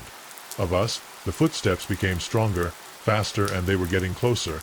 I turned my head in fear, and Lovi was a human figure dressed in a wide hat and clothes that instantly recognized the typical attire of a bandit of old, a cangassero, I thought, although I knew it was not a common thing in this region. Whatever it was, that thing looked like a solid, dark shadow, and without a visible face, panic invaded me. I tried to make the horse move forward, but at that moment the reins accidentally came loose from my hands, and the animal, as frightened as I was, shot out. I felt the wind hit my face as the horse ran at full speed, but I couldn't help but hear the rustling of branches and the sound of footsteps following us, as if that thing was running beside us, hidden in the bushes and shadows. After what seemed like eternal minutes, the noise ceased. My horse, exhausted and sweating, stumbled and fell to the ground, unable to continue quickly. Dismounting, ascertaining that the poor animal was alive but completely exhausted. Its breathing was heavy and its body trembled. I took some water from the flask I carried with me, pouring it into my hat so that the horse could drink. It was a small quantity and clearly insufficient to relieve his fatigue. With no other option, I removed the saddle and the bridle from the horse, letting him rest, and decided to continue on foot, hoping to be able to return home as soon as possible. As I went along, I noticed that the wind was beginning to blow strongly, raising the dry dust from the road and erasing any trace of tracks, both those of the horse and mine. I tried to speed up the pace, but every time I turned around I felt as if something was coming to me. Following the shadows of the bushes seemed to move unnaturally, and the rustle of the dry branches echoed behind me. It was then that I saw something that gave me back a spark of hope. A small group of my goats walking in the distance in the direction of the ranch. I decided to follow them and use their bodies as cover as I went, but as I followed it, fear grew inside me, as if something invisible to hide just outside my field of vision. As I followed the goats, my steps were clumsy from the rush, and the tension I felt. The mountain seemed darker and more menacing. With each passing minute, despite the moonlight, the crooked and dry trees cast shadows that looked like the goats. Alerted, they were staring straight ahead, motionless, and that made me even more nervous. I advanced carefully, peering through the shadows, but there was nothing I could see. Suddenly, the sound of branches breaking came back to my ears, this time louder and closer. I turned quickly, expecting to see some animal or even a person, but there was nothing. My hands trembled as I tried to decide whether to move forward or stay still. It was then that two men on horseback appeared from the other side of the clearing. They were ranchers from the area, men known in the town for their rudeness and bravery. When they saw me, one of them called me by my name. "Hey Luis, what are you doing here at this time of day?" With relief, I told them what had happened: the escaped goats, the exhausted horse, and what I had seen in the bush. Both men exchanged looks of disbelief, but they did not say anything. Finally, the one who seemed to be being the leader spoke, because he is not a lone friend. During the early morning, someone stole some pigs from Don Marcos's ranch. We believe that the thief hid in this area, and we are looking for him. I told them about the figure that had chased me, but they took it with skepticism. One of them laughed mockingly. "Those ghost stories are for children. Most likely you have seen the thief disguised to scare many. They do that to keep people away from their hiding places." Despite their words, they couldn't hide a slight nervousness. They decided it was best to keep searching. Before the thief escaped completely, they invited me to join them. And although the last thing I wanted was to get back into the bush, I felt safer in company. I mounted behind one of the men, and we advanced into a denser area of the bush. As we rode, silence took over the atmosphere again. We could only hear the sound of hooves hitting the dry earth and branches crunching under our feet. Close to midnight, something in the trees caught our attention. It was a quick movement, as if someone was running through the branches.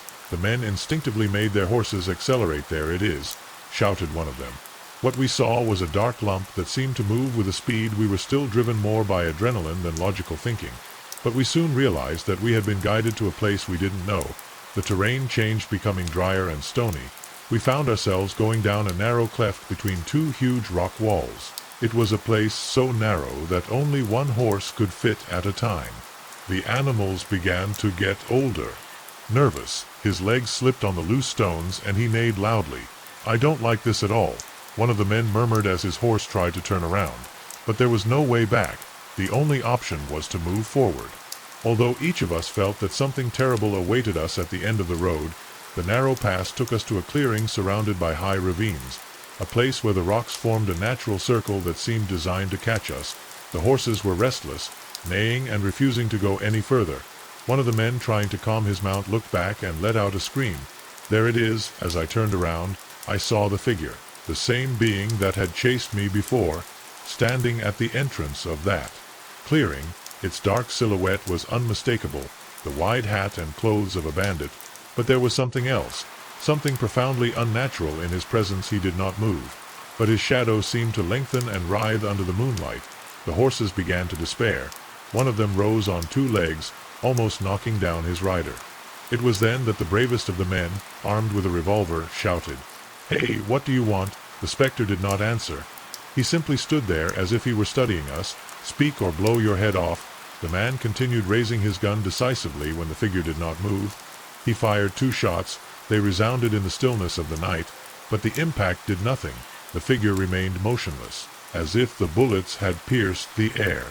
It was then, when he slowly raised his arms as if calling something from the depths of the earth, a thud shook us from the walls of the ravine. Small stones began to fall, followed by a small avalanche that closed the only exit we had. "We were trapped. This can't be happening," shouted the other man as his horse tried to flee without success. The figure began to walk slowly towards us. His movements were erratic, almost as if he was floating. Instead of stepping on the ground, my legs were shaking. I wanted to run, but there was nowhere to go. It was at that moment that I understood that we were facing something that did not belong to this world. The man with the revolver in a desperate attempt, disparate again, this time pointing to the sky as if to scare the spirit, but the specter kept moving closer and closer, his presence filling the air with an unbearable pressure. When he was a few meters away from us, the horses, they became completely ungovernable. One of them let go of his rider, running in circles and neighing in terror. Mine also tried to retreat, but the walls of the Franco did not allow it. Suddenly the specter stopped, raised a hand, and an icy wind hit us with such force that I had to cover my face. When I lowered my hands, the figure was gone, but the air was still charged with a heavy presence, as if it were watching us from some invisible place. The armed man put away his pistol resignedly. "This is not a thief," he murmured in a trembling voice. "We shouldn't have." When the clearing came, it was completely silent after the disappearance of the figure, but fear continued to permeate the air. The nervous horses circled, restless, and the three men were paralyzed, not knowing what to do. The only way out of the place was blocked by the stones that had fallen. We tried to calm down and think clearly. One of the men, still clinging to the idea that all this could have a logical explanation, proposed to look for another exit. However, every corner of the clearing was surrounded by tall ravines, and the walls were too steep to climb. Without equipment, we were trapped, and the night was just beginning. The gunman, who had been the bravest up to that point, began to murmur prayers. It was a disconcerting contrast to see him so frightened after his defiant attitude. "This is not a thing for the living," he said quietly, almost as if he were talking to himself. "We went where we shouldn't." We decided to wait until dawn in the hope that daylight would bring some relief. However, the night gave us no respite. From time to time we heard creaks between the rocks, as if something were moving in the darkness, stalking you. The other two nodded, their pale faces reflecting the same fear I felt. The unintelligible murmurs seemed to approach and surround us, as if something invisible was walking between us. Suddenly, one of the horses started to neigh frantically, rising on two legs before falling to the ground. When we tried to approach him to calm him down, we saw marks on his skin as if something had scratched him. None of us dared to say it, but we all thought the same thing. We were not alone. The armed man got up suddenly. "We can't stay here. If we don't get out now, we won't tell." We tried to move the stones that blocked the exit, but they were too big and heavy. We were desperate. Every noise seemed to be a threat, and every shadow seemed to be destroying our nerves. It was then that on one of the walls of the ravine we noticed something strange. A small cave, almost hidden among the rocks, seemed like an insignificant crack, but as we got closer we saw that it led to a wider space with few options. We decided to investigate, hoping that it could be on an exit inside the cave. The atmosphere was even more oppressive. The air was heavy and the ground was covered with dust and loose stones. As we advanced, we noticed something disturbing. An old grave covered only with a few worn stones. As we approached, we saw that there were human bones protruding from the ground, still dressed in clothes that we immediately recognized, a bandit's attire, complete with a hat resting next to the skull. The armed man crossed himself and took a few steps back. "It is the Cangassero. There is no doubt that here they buried him, and we woke him up." We tried to stay calm, but at that moment a deafening noise resounded inside the cave. It was like a scream, a cry of fury, that came from all sides and none at the same time. The air inside the cave became thicker and hotter. The suffocation grew with every second. That it was as if the place was alive, breathing with uncontrollable fury. The screaming echoes kept rumbling on the rocks, but the most terrifying thing was that it didn't seem to come from anywhere in particular. With heavy breathing and heart beating wildly, the gunman took a step back, his face full of dread. "He's watching us," he exclaimed. The darkness inside the cave grew denser, as if the shadows themselves wanted to swallow us. We were invaded by the sensation that something invisible was approaching, a presence that surrounded us, waiting for the right moment to attack us.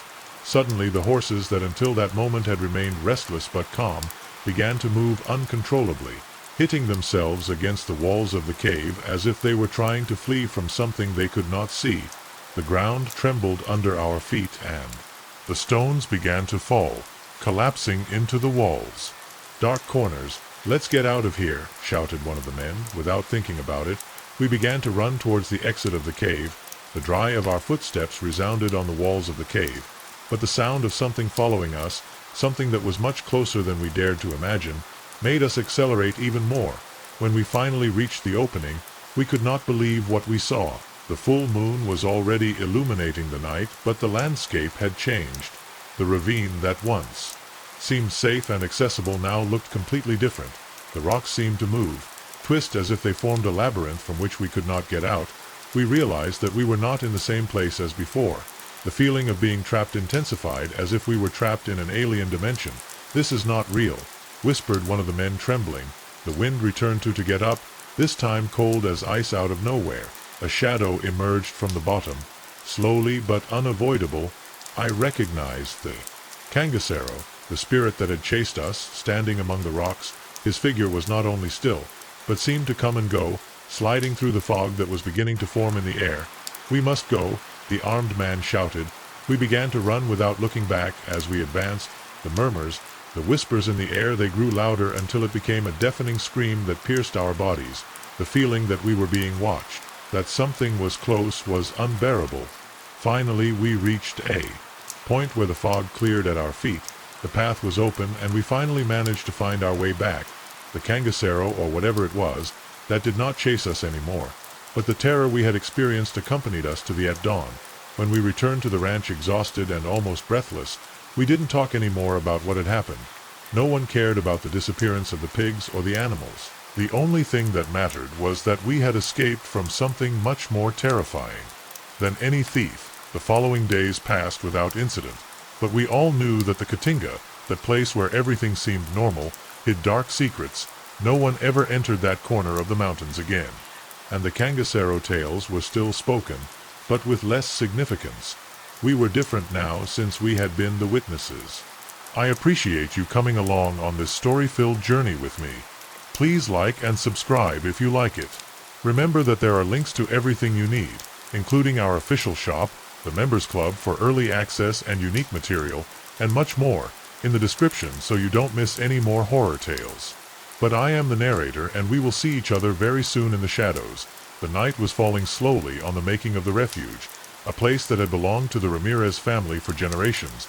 Located in a remote corner of Jalisco, the hacienda was surrounded by vast cornfields that seemed endless under the starry sky. However, despite its beauty, rumors of inexplicable events had alienated visitors, and even more, Alejandro, the only surviving son of the family, had returned after his father's death. With his heart torn between nostalgia and duty, decided to stay to restore the hacienda and the fields that had once been the pride of the Ramirez family. However, he soon discovered that the stories whispered by the neighbors were not simple tales to scare everything. It began on a night of the new moon. Alejandro, he was in the library reviewing old family records when a thunderking noise took him out of his concentration. He was coming from the backyard. Thinking it was some animal, he took a flashlight and went out to investigate the air. When it lit up the fields, it felt heavy and frigid, as if the ground itself was holding its breath. Alejandro spotted something odd. A tall, skinny, black figure walked between the corn rows with a kind of quickness. Unnatural. Alejandro felt a chill run down his spine, but he decided to approach, convinced that it might be some intruder. "Hey, who's there?" he shouted, but the figure didn't respond. Instead, he stopped in his tracks and slowly turned his head towards him. The light of the flashlight revealed a pale and featureless face, as if it were a wax mask. Alejandro tripped over a stone and fell to the ground. When he returned to looking at the figure had disappeared, but the sound of heavy footsteps echoed through the corn stalks, moving away into the nearby forest. The next morning, Alejandro shared his experience with Don Jacinto, an old peasant who had worked on the hacienda for years. Don Jacinto listened in silence. His face, hardened by the years, became more somber. Finally he said, "What you saw. He is not human, young man. He is the guardian of the fields. My grandfather said that a long time ago the Ramirez family made a pact with something that lives in these lands.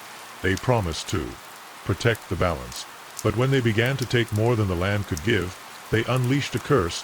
Alejandro, skeptical, attributed the events to his tiredness and the weight of responsibility. However, the strange events did not stop. The tools disappeared from the sheds. The animals became restless at dusk, and the day laborers who had accepted to work in the fields, they began to quit without explanation, murmuring that something was watching them from the shadows. One night, the sound of distant bells woke Alejandro. There were no bells on the hacienda, but the sound was clear and persistent. He followed the echo to the fields, where he found a circle of scorched earth. In the center there was a blackened wooden cross tied with lannis. The scene was disturbing, but what really made him terrified was to find his name engraved on the cross. In desperation, Alejandro decided to seek help. He visited Dona Tomasa, a well-known healer in the region. She explained that the curse could not be easily broken, since she was linked to the Ramirez lineage. To protect herself, she had to perform a ritual at midnight and offer an apology to the guardians of the earth on the night of the ritual. Alejandro followed Dona Tomasa's instructions, lit candles around from the burnt circle and offered seeds as a symbol of restitution. While pronouncing the words that had been indicated to him, an ice cream was raised, extinguishing the candles and filling the air with an incomprehensible murmur. Suddenly he felt a presence behind him. It was the same figure he had seen among the fields, but this time he was closer. His empty eyes seemed to absorb all the light. Alejandro closed his eyes and continued the ritual, praying for his life. Then the wind ceased, and a deathly silence fell upon her. When he opened his eyes, the figure had disappeared, but in its place was a whisper, clear in the air. "The debt has been recognized. Don't break the pact again." From that night, the supernatural events ceased, but Alexander could never shake the feeling that something was still watching him from the shadows. The fields flourished again, and the laborers returned, but the hacienda, the refuge, never returned as a true home. The figure of the guardian in the story raises a disturbing question. How far we would be willing to go to protect what we believe belongs to us. Made me reflect on how human arrogance sometimes seeks to bend even nature, forgetting that every action has consequences. Perhaps they are not guardians but the earth keeps memory, and the way we interact with she can return to collect us. Deep in the Sierra Madre Oriental, surrounded by towering mountains and endless canyons, there was an old hacienda called La Esperanza. Although the name suggested a refuge of tranquility, its history was anything but. It had been built at the end of the 17th century by a wealthy landowning family who, according to the locals, had amassed their fortune at the cost of dark pacts and unthinkable sacrifices. The story begins when Ernesto, a young architect from Mexico City, received the news that he had inherited the hacienda of a great uncle whom he barely remembered. Intrigued and somewhat excited, he decided to travel to the remote town where the idea of restoring the hacienda and turning it into a boutique hotel seemed to him a perfect opportunity to escape the monotony of the city. When he arrived in the town, Ernesto was greeted with furtive glances and veiled warnings. The elders avoided looking him in the eye and whispered among themselves when he passed by the inn where stayed the first night. The owner, Dona Clara, asked him seriously, "Are you sure you want to stay in that hacienda, young man? Many have tried to live there, but none of them have endured it." Ernesto, thinking that they were superstitions of the town, smiled and replied, "I am not much of a believer in those things, Dona Clara, surely. They are stories to scare strangers." However, the night before leaving for the hacienda, she had a disturbing dream. She dreamed of dark corridors, the echo of footsteps that were not his own, and a tall figure in a wide-brimmed hat watching him from the shadows. When he awoke, he dismissed sleep as a product of his nervousness. The path to hope was narrow and winding, lined with trees that formed a natural tunnel. When he finally arrived, he was greeted by a view. Majestuosa, a stone casona with tall arches, broken windows, and a gate of rusty iron that creaked when opened. There was something imposing and disturbing in its desolation. The first days passed without incident. Ernesto dedicated himself to exploring the property, taking notes on the necessary repairs. It was then that he found a sealed room in the east wing. The door was locked with nailed boards and a rusty chain. Feeling an inexplicable curiosity, he decided to open it. Inside the room there was a wooden desk, a broken bed, and an old closet, but what caught his attention most was a leather-bound journal lying on the desk. The pages yellowed, and the writing, although legible, had an urgent and desperate tone. The author, a man named Joseph, described his torment, having witnessed dark rituals performed by the family that owned the hacienda. "I hear their voices at night. They call me from the well in the backyard. They say that there is no escape. They have sealed my fate, as they did with so many before me," said one of the fragments. That night Ernesto could not sleep. Every crack of the wood and the whisper of the wind seemed to be amplified inside the huge house.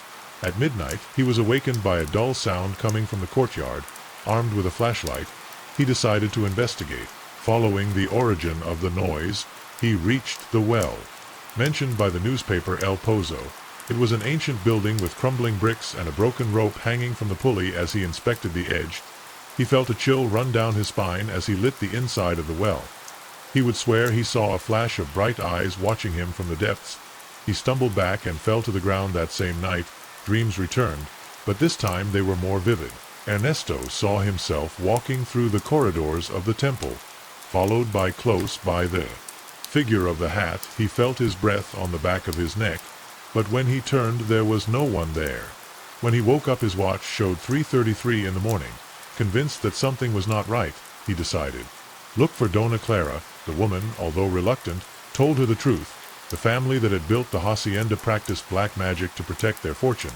The well was the place where sacrifices were made, and it was said that the spirits of the victims were trapped in the property, condemned to wander eternally. And how can I get rid of this? Ernesto asked in despair. I don't know, young man. No one has been able to go. The hacienda does not let go those who awaken its fury despite the warning. Ernesto decided to return. He wanted to defy the curse and restore the hacienda, as if with that he could redeem the actions of his ancestors. But the events intensified. The footsteps he heard at night, they became more frequent.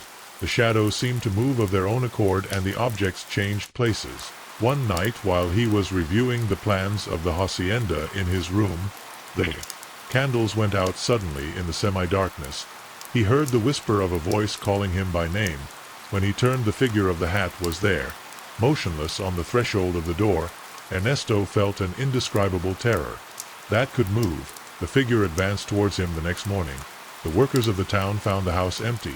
Ernesto had disappeared. On the desk, next to José Ignacio's diary, there was a last annotation written in trembling handwriting.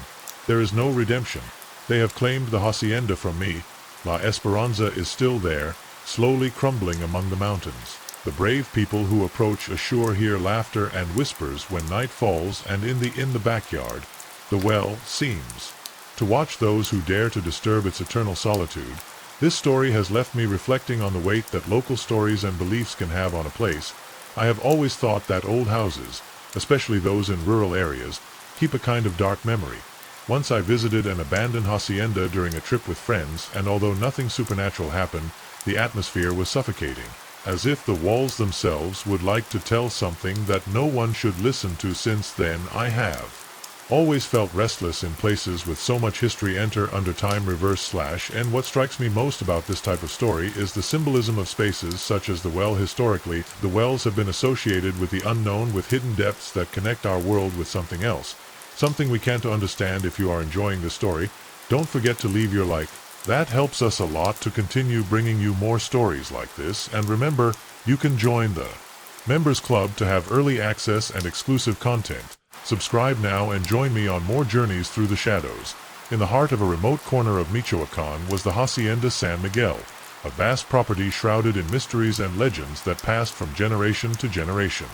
In the middle of the 19th century, its splendor had faded over time, leaving behind cracked walls, roofs on the verge of collapse, and an atmosphere so dense that it seemed to be loaded with dark secrets.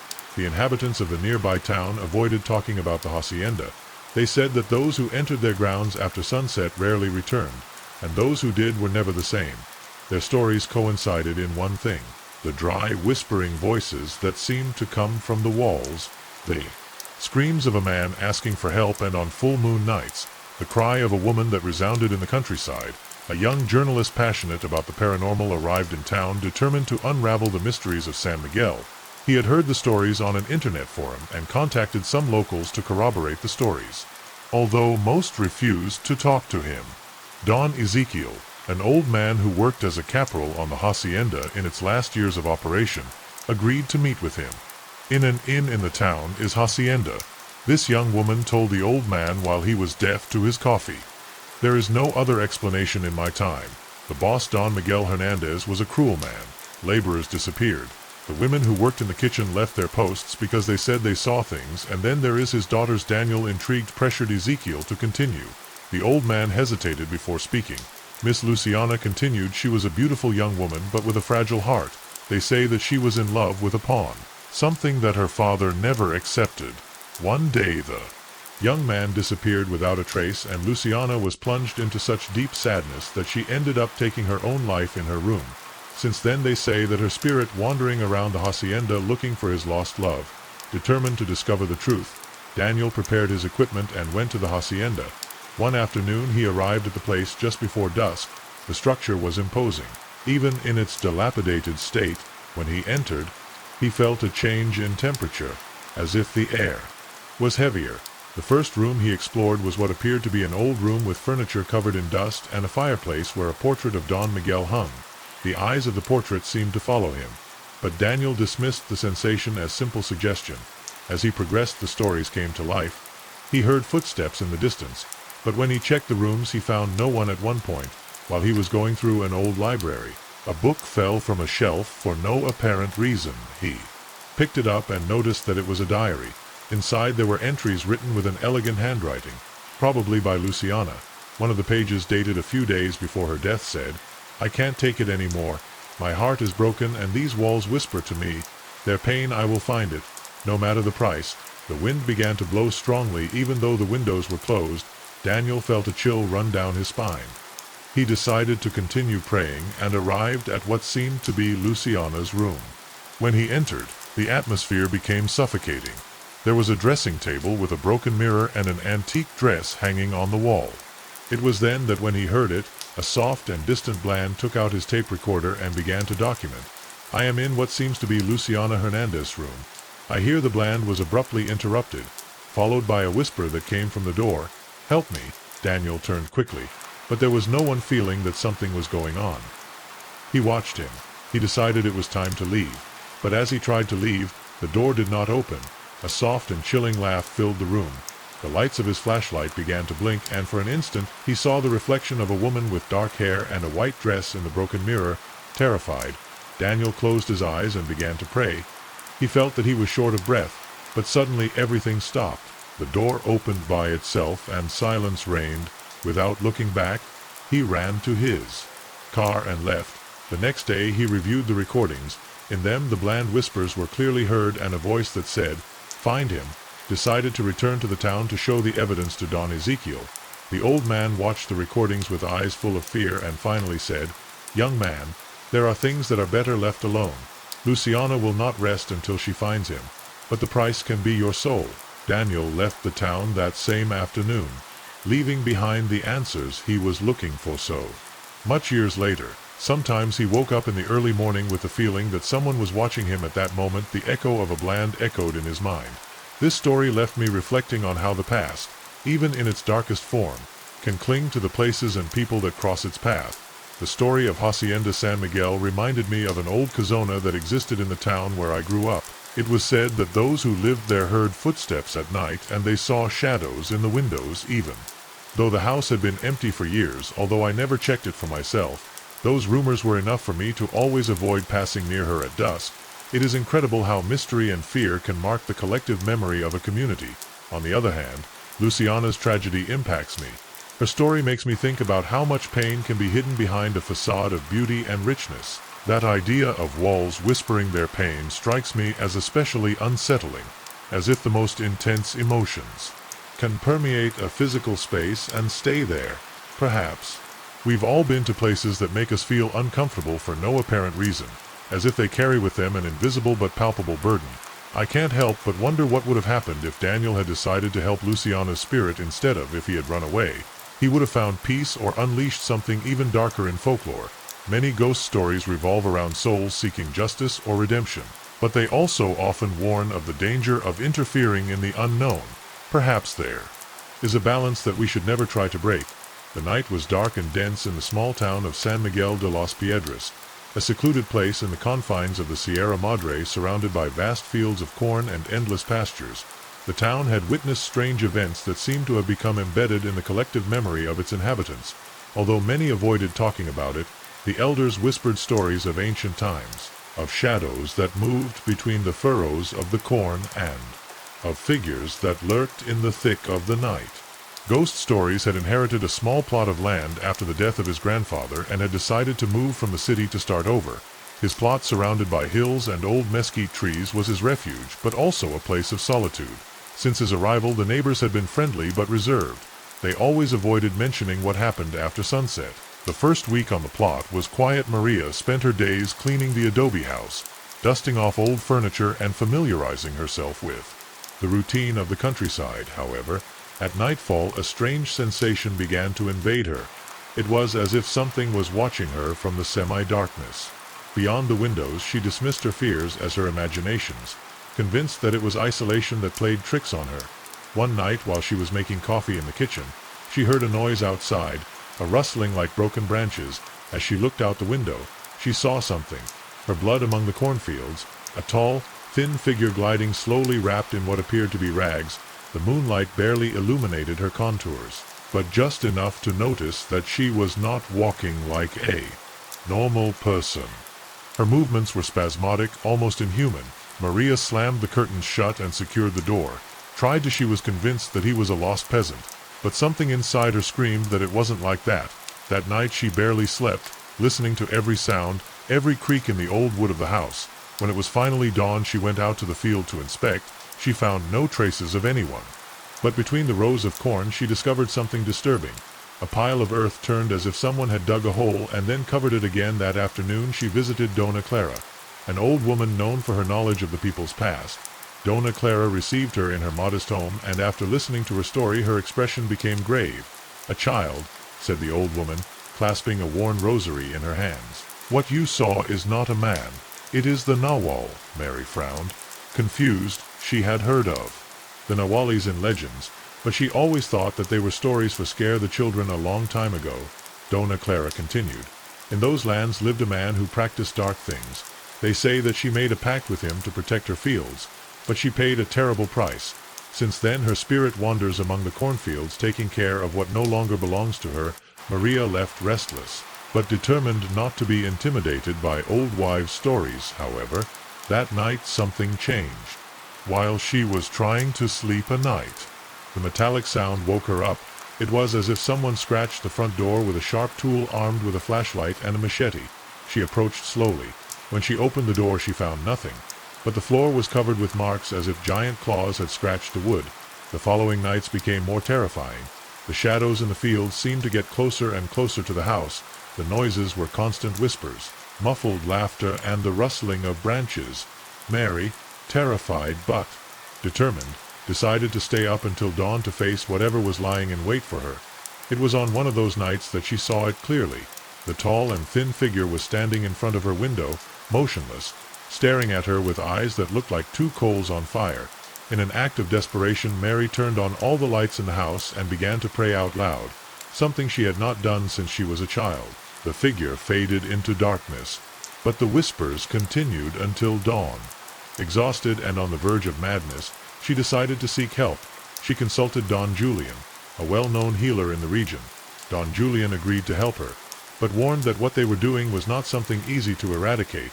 That night together they performed a ritual in the center of the field, lit candles, burned copal, and they recited ancestral prayers. During the ritual the wind began to blow strongly, extinguishing the candles and covering everything with an almost tangible darkness. Suddenly a deep and guttural laugh resounded from the cornfields. The figure emerged from the shadows, taller and more threatening than ever. Don Julian raised a wooden cross and began to pray fervently. The figure recoiled, giving a cry that froze Mary's blood. In a flash of light disappeared, leaving behind a sepulchral silence. From that night the noises ceased and the shadows disappeared. However, Maria decided to sell the plot and return to the city, although she never saw the Nahal again. The marks on the door and the nightmares that harassed her were a constant reminder of what she had experienced in San Miguel de los Piedras. Maria's story became another of the many legends that the elders told on cold nights around the fire. But Maria knew that it was not just a legend. She had seen it, she had felt it, and she would never, ever forget the eyes of the shadow that had stalked her in the countryside. I have always felt a deep respect for legends such as the Del Nahal because in them the earthly seems to mix with the supernatural in a way that is disturbing. This story left me thinking about how out-of-the-way places like San Miguel de los Piedras can become perfect settings for inexplicable manifestations. I wonder if the dark elements of history, such as man's pact with him, could symbolize the burdens we inherit from our roots and the price we pay for it. Curiously reminded me of an experience I had during a trip to a rural community, although I didn't see anything like it. What Maria faced I clearly remember how the darkness and silence of the night made me feel observed. Something as simple as the rustling of a branch became unsettling. Maybe there was nothing there, but my mind played with the idea that the stories that the locals told me about beings who take care of the fields were not just stories. The hacienda of San Agustin, located on the outskirts of Guanajuato, was a place shrouded in mystery. Its ancient walls, worn by time, seemed to whisper dark secrets to those who would dare to approach. Although it had been abandoned for decades, stories about strange occurrences and disappearances had kept the curious away. However, everything changed when a group of paranormal investigators decided to explore its entrails. The team, composed of Alejandra, Eduardo, Manuel, and Clara, had heard the legends surrounding the hacienda. They talked about each other. Of a cruel foreman who tormented the laborers until they died, of a girl who disappeared without a trace, and of a priest who had tried to exorcise the place without success. Alexandra, leader of the group, had carefully planned the expedition. Convinced that the hacienda could provide irrefutable evidence of supernatural activity, they arrived at the end as the sunlight faded, tinting the sky a deep orange. The air was charged with an eerie stillness, as if the landscape itself were holding its breath. Armed with cameras, audio recorders, and flashlights, they crossed the rickety main gate. The creaking of the hinges resounded like a moan in the darkness in the central courtyard. The shadows seemed to move on their own. The son Eduardo set up a camera in the tripod as Clara began to document the place with a flashlight in hand. Manuel, less enthusiastic, couldn't help but feel a constant shiver. "Sure, this is a good idea," he murmured, looking at Alejandra, who was checking an old map of the hacienda. "If we find something here, it will be a great discovery," Alejandra replied with determination. "We need to stay together and document everything." They decided to split into two groups to cover more ground. Alejandra and Eduardo will explore the north wing where the old chapel was located, while Manuel and Clara would investigate the south wing, which had once been the bedroom of the laborers. In the chapel, the atmosphere was suffocating. The candles, apparently left by previous visitors, they were melted to form grotesque figures. Alejandra tried to light one of them, but the flame went out immediately, as if something invisible was extinguishing him. Eduardo noticed something disturbing on one of the walls, a series of engravings that represented human figures caught in flames. "This does not seem part of the original decoration," he said, taking a photo. Meanwhile, in the cold Serrera wing, run down his back. "You heard him?" he asked Manuel, who shook his head, but then they both heard clearly a whisper. "Go away." It came from a nearby room. Plucking up courage, they pushed the door. The room was empty except for an old mirror, covered in dust. When Clara tried to clean it, reflection showed something that wasn't there. A dark figure standing behind them. Panic took hold of both of them. They ran back to the central courtyard where they met Alejandra and Eduardo. "There's something here," gasped Clara, trying to calm her breathing. "We're not alone." Before they could argue further, the flashlight lights began to flicker. An icy tooth. She went around the place, bringing with her a rotten AP smell. Alejandra took out the recorder audio that captured a barely audible murmur. While they came back, the group decided it was time to leave. But when they went to the gate, they found it closed. Eduardo tried to force it unsuccessfully. Suddenly, a heartbreaking scream resounded from inside the hacienda. It was a female voice full of pain and despair. Clara, unable to contain her curiosity, insisted on looking for the origin of the scream. Despite Manuel's protests, when entering the inn, one of the main rooms, they found an old crib covered in cobwebs. Inside there was a broken doll whose eyes seemed to follow them. The temperature dropped drastically, and the walls began to vibrate. An echo rose from the floor, footsteps slowly approaching. He tried to stay calm. "We must stay together and get out of here. This is no longer safe." But it was too late. A shadow materialized in front of them, a tall, thin figure with eyes that shone like burning coal. The figure raised a hand, and immediately Eduardo fell to the ground. Motionless, the terrified group managed to drag Eduardo out of the room, but their strength was depleted. The whispers intensified, filling their minds with incomprehensible words.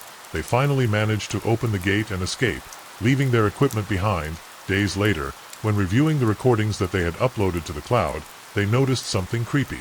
The cameras had captured silhouettes moving in the shadows and faces appearing fleetingly in the mirrors. However, more disturbing was the last audio recorded, a deep and guttural voice that said they always come back. Since then, none of them investigated abandoned places. The hacienda of San Agustin remains closed, a silent warning for those who think that some mysteries must be revealed. Something that seems particularly terrifying to me about this story is how the past of the hacienda becomes a character more as if the walls kept the pain and suffering of those who lived there. It makes me reflect on the energy that can be trapped in certain places. I don't know if I completely believe in the supernatural, but there is something unsettling in thinking that our most intense emotions can permeate the spaces we inhabit. In addition, the idea of mirrors as portals or as objects that reflect more than what we see has always been chilling. For it is a recurring theme in many legends and horror stories, which leads me to wonder, how many of these stories have some basis in real experiences? Perhaps mirrors are somehow a window into something we don't fully understand, and that's why they make us so uncomfortable when they're in shady places, like the hacienda of San Agustin, in the vast plains of Jalisco, surrounded by agave fields and dry scrub. Erected an abandoned hacienda known as the Gully, this place, shrouded in an atmosphere of mystery and desolation, had been the center of countless stories that spoke of screams in the early morning, shadows that moved for no apparent reason, and there that seemed to emerge from the walls themselves. Despite the warnings, there were always those who, guided by curiosity or daring, decided to explore its dark corners. One of them was Daniel, a young man journalist specialized in documenting stories of forgotten places. Daniel had heard the rumors of the Gully since his childhood. In the markets and squares, the elders narrated with trembling voices the story of Don Julie, a landowner known for his cruelty and greed. According to the stories, Don Julian had subjected his workers to endless days and punished mercilessly those who dared to disobey him. One night the peasants, tired of the abuse, rose up in rebellion. In the midst of chaos, the hacienda was consumed by flames, and Don Julian disappeared without a trace. Since then, he said, his tormented spirit wandered through the corridors of the hacienda, decided to unmask the truth behind these stories. Daniel organized a trip to the Gully, convinced his friend Rodrigo, an amateur photographer, and Carla, an investigator of the paranormal, to accompany him. The three of them left at dawn, taking with them cameras, recorders, and flashlights. When they arrived, the sight of the hacienda left them speechless. The building, although deteriorated by time, preserved an imposing beauty. The adobe walls were covered with cracks, and the vegetation had claimed a large part of the land. They entered through a rotten wooden gate that resented when it opened. As if the place protested its presence, the air inside was dense, impregnated with a smell of humidity and abandonment. Each step resounded in the echo of the empty corridors. Carla turned on her recording equipment and began to ask questions aloud, hoping to catch some answer. From the beyond, Rodrigo took photographs incessantly, focusing on the dark corners where the light barely reached. As they explored, Daniel found an old diary among the rubble of what seemed to have been an office. The pages were yellowed and fried, but he could still read fragments of texts written with a careful handwriting. In the newspaper, Don Julian recounted his obsession with maintaining control over the hacienda and his growing paranoia towards the workers. In the last entry, he mentioned having made a pact to secure his power and wealth. Although he did not give details, suddenly a thud interrupted his reading. It came from a nearby room. The three exchanged nervous glances before heading towards the source of the sound. The door of the room was half open, and when they pushed it, they found a room with an old piano covered in dust in the center. The keys seemed to have sunk by themselves, as if someone had just played a melody. "They heard it?" Carla asked with a trembling voice. Daniel nodded, trying to stay calm. Suddenly a soft but chilling laugh resounded in the room. It was a male voice full of mockery. Rodrigo focused his camera on a dark corner, but he couldn't make out anything. Fear began to take hold of them. But they decided to continue. In the heart of the hacienda, they found a door that led to the basement. It was closed with an old chain, but with some force they managed to break it. They went down a narrow and steep staircase that took them to an underground room. The place was full of old objects, chandeliers, broken mirrors, and religious figures. In the center of the room there was a circle drawn on the floor with symbols that Carla identified as related to black magic rituals. Suddenly the lanterns began to flicker, and an invisible force closed the door.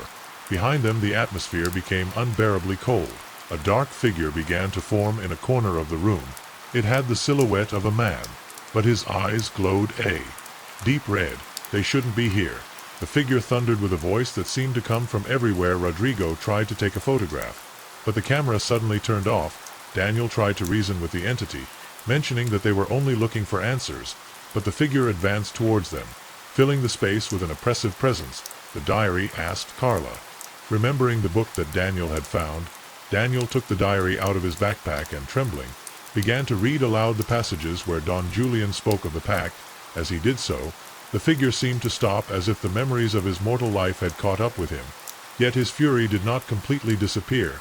Carla, with a courage she did not know she possessed, took one of the candlesticks and began to erase the symbols from the ground. The figure uttered a deafening scream and rushed towards her, but Daniel and Rodrigo managed to interpose. Erased, the figure vanished in a whirlwind of shadows. Silence filled the room. The flashlights came back on and the basement door opened by itself without a second thought. The three of them ran to the exit of the hacienda, leaving behind the newspaper and any desire to return that night. As they drove away along the dirt road, each one reflected on what they had experienced. They had searched for the truth and found something much darker than they could have imagined. The gully was left behind, lonely under the moonlight, keeping its secrets for whoever dared to challenge it again. The story of the gully left me reflecting on the power of places charged with history and negative energy. I can't help but in how our actions, good or bad, they can leave a mark that transcends time. Don Julian, with his cruelty and ambition, seems to have sealed his fate in that pact, trapped in a cycle of eternal torment. This reminds me how our decisions, even the smallest ones, can trigger consequences that we don't always imagine personally. I have visited places that emanate a sense of unease where the atmosphere seems charged with something more than simple abandon. I remember once in an old abandoned hospital where the echoes of our footsteps seemed to respond to something invisible. I didn't hear chilling laughter or see shadows with red eyes, but there was an atmosphere that made you feel observed, as if the walls kept stories too. Dark to be told, the idea of the pacts and rituals mentioned in the story also leads me to think about the beliefs Euler about certain ritualistic actions. How far are we willing to go by power? Or stories like this remind us that what we pursue can end up haunting us, and that there are mysteries that are perhaps best left unexplored. In the heart of the Mexican highlands, surrounded by extensive agave fields and old eroded mountains, was the hacienda of Los Olivos, built in the 17th century. Which had witnessed countless stories of prosperity and tragedy. Yet what most attracted the attention of the few visitors who were left behind, dare to approach, was the mysterious aura that surrounded her, a mixture of nostalgia and a palpable sense of danger. The story begins with Sofia, a young historian passionate about the secrets hidden in the old Mexican haciendas. She had dedicated her life to unearthing forgotten stories, and when she heard about the hacienda of Los Olivos, she could not resist. They told her that in its times of splendor one of the best mezcals in the city was produced there, region, but that everything ended abruptly after an inexplicable massacre. No one ever knew what had happened to the owners or the workers. Since then the hacienda had been abandoned, being visited only by adventurers and seekers of legends. Sofia arrived in the region at dusk, guided by an old man who agreed to take her to the limits of the property. Don Julian, a man with a face tanned by the sun and deep eyes, warned her that no one from the surroundings dares to enter the hacienda. Especially after dark, they say that the dead do not rest there. Miss, if you hear something that does not seem to you to be of this world, do not look behind it and leave immediately, said seriously. Sofia smiled, although she could not help a shiver that ran down her spine despite the warnings.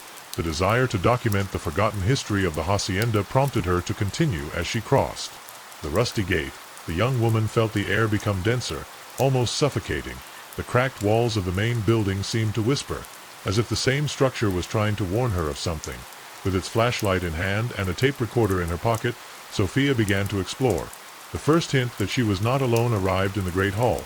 Despite the years of neglect, the wooden tables were still in place for some time, with marks of what appeared to be stains or something darker. As she took pictures, a sound like footsteps echoed upstairs.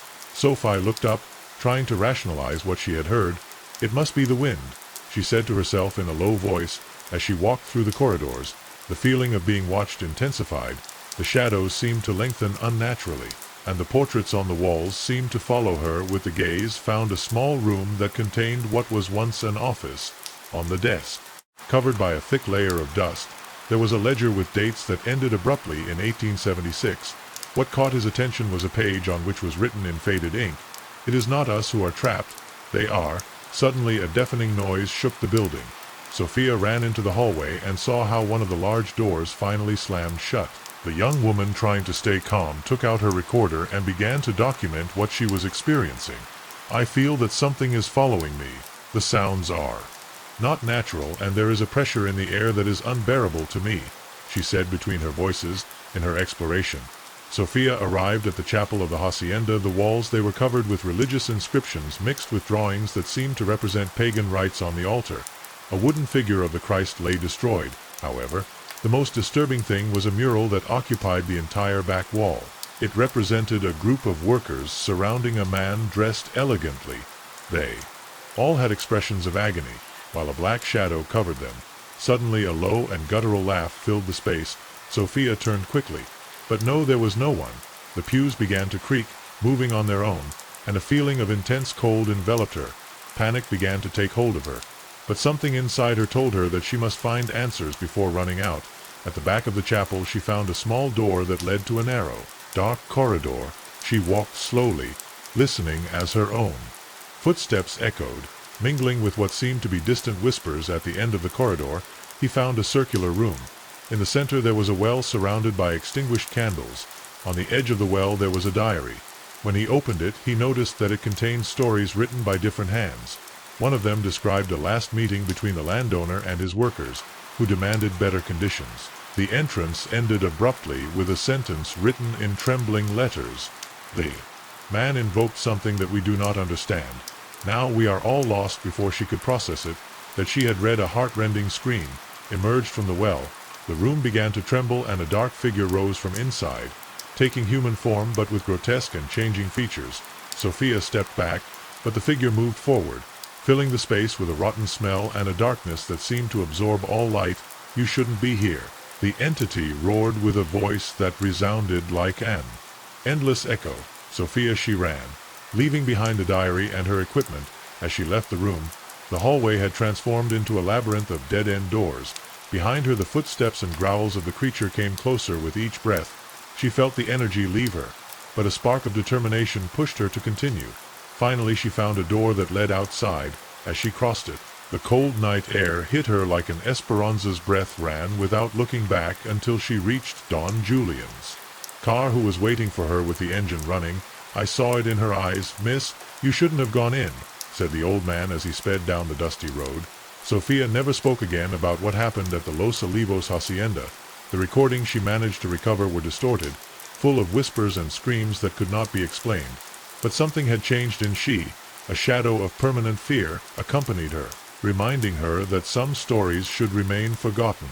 This story made me reflect on how certain stories and places seem to hold inexplicable energies that not only remain trapped in time, but deeply affect those who dare to explore them. It reminded me of an experience I lived a few years ago, when I visited an old abandoned colonial house in my city. Although nothing supernatural happened, the feeling of heaviness and discomfort were so palpable that I was forced to leave earlier than planned. It is fascinating and terrifying how the spaces seem to have a memory that can be perceived in subtle or terrifying ways. Something that intrigues me deeply is the concept of the trapped shadows. The phrase, "It is not us who are trapped, they are," resonates as a warning and a revelation at the same time. I wonder if the hacienda, more than a cursed place, it works as a kind of portal or prison for entities that do not manage to transcend. It is an idea that is found in various Mexican legends and in myths of other cultures, where places with a violent or tragic history become meeting points between the earthly and the supernatural. Deep in the state of Guanajuato, between mountains and fields of agave, there was a hacienda that few dared, known as the Hacienda de las Sombras. The place had a dark place that had survived generations despite being abandoned for decades. The stories that circulated about it were still alive.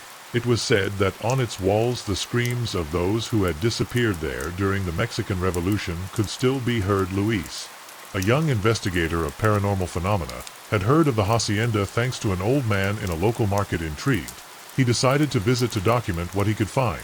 Accompanied by his friend Javier, a skeptical photographer, and Carla, a historian passionate about colonial history, they set out on the journey at sunset. When the sun bathed the fields in golden tones, when they reached the entrance, the air seemed to change. The rusty iron gate adorned with a worn shield stood like a guardian warning about what lay beyond. Luis pushed the gate that opened with a screech that resounded like a lament from the other side. A stone path led to the main cazone, surrounded by dry trees, whose branches twisted like hands raised to the sky. As they crossed the threshold, the three friends felt a chill that none of them mentioned aloud. The hacienda was imposing, with adobe walls blackened by time and broken windows that looked like empty eyes watching them. They decided to start at the central courtyard where a dry fountain covered with mosses rose like the dead heart of the place. Carla reviewed her notes while talking about the history of the hacienda.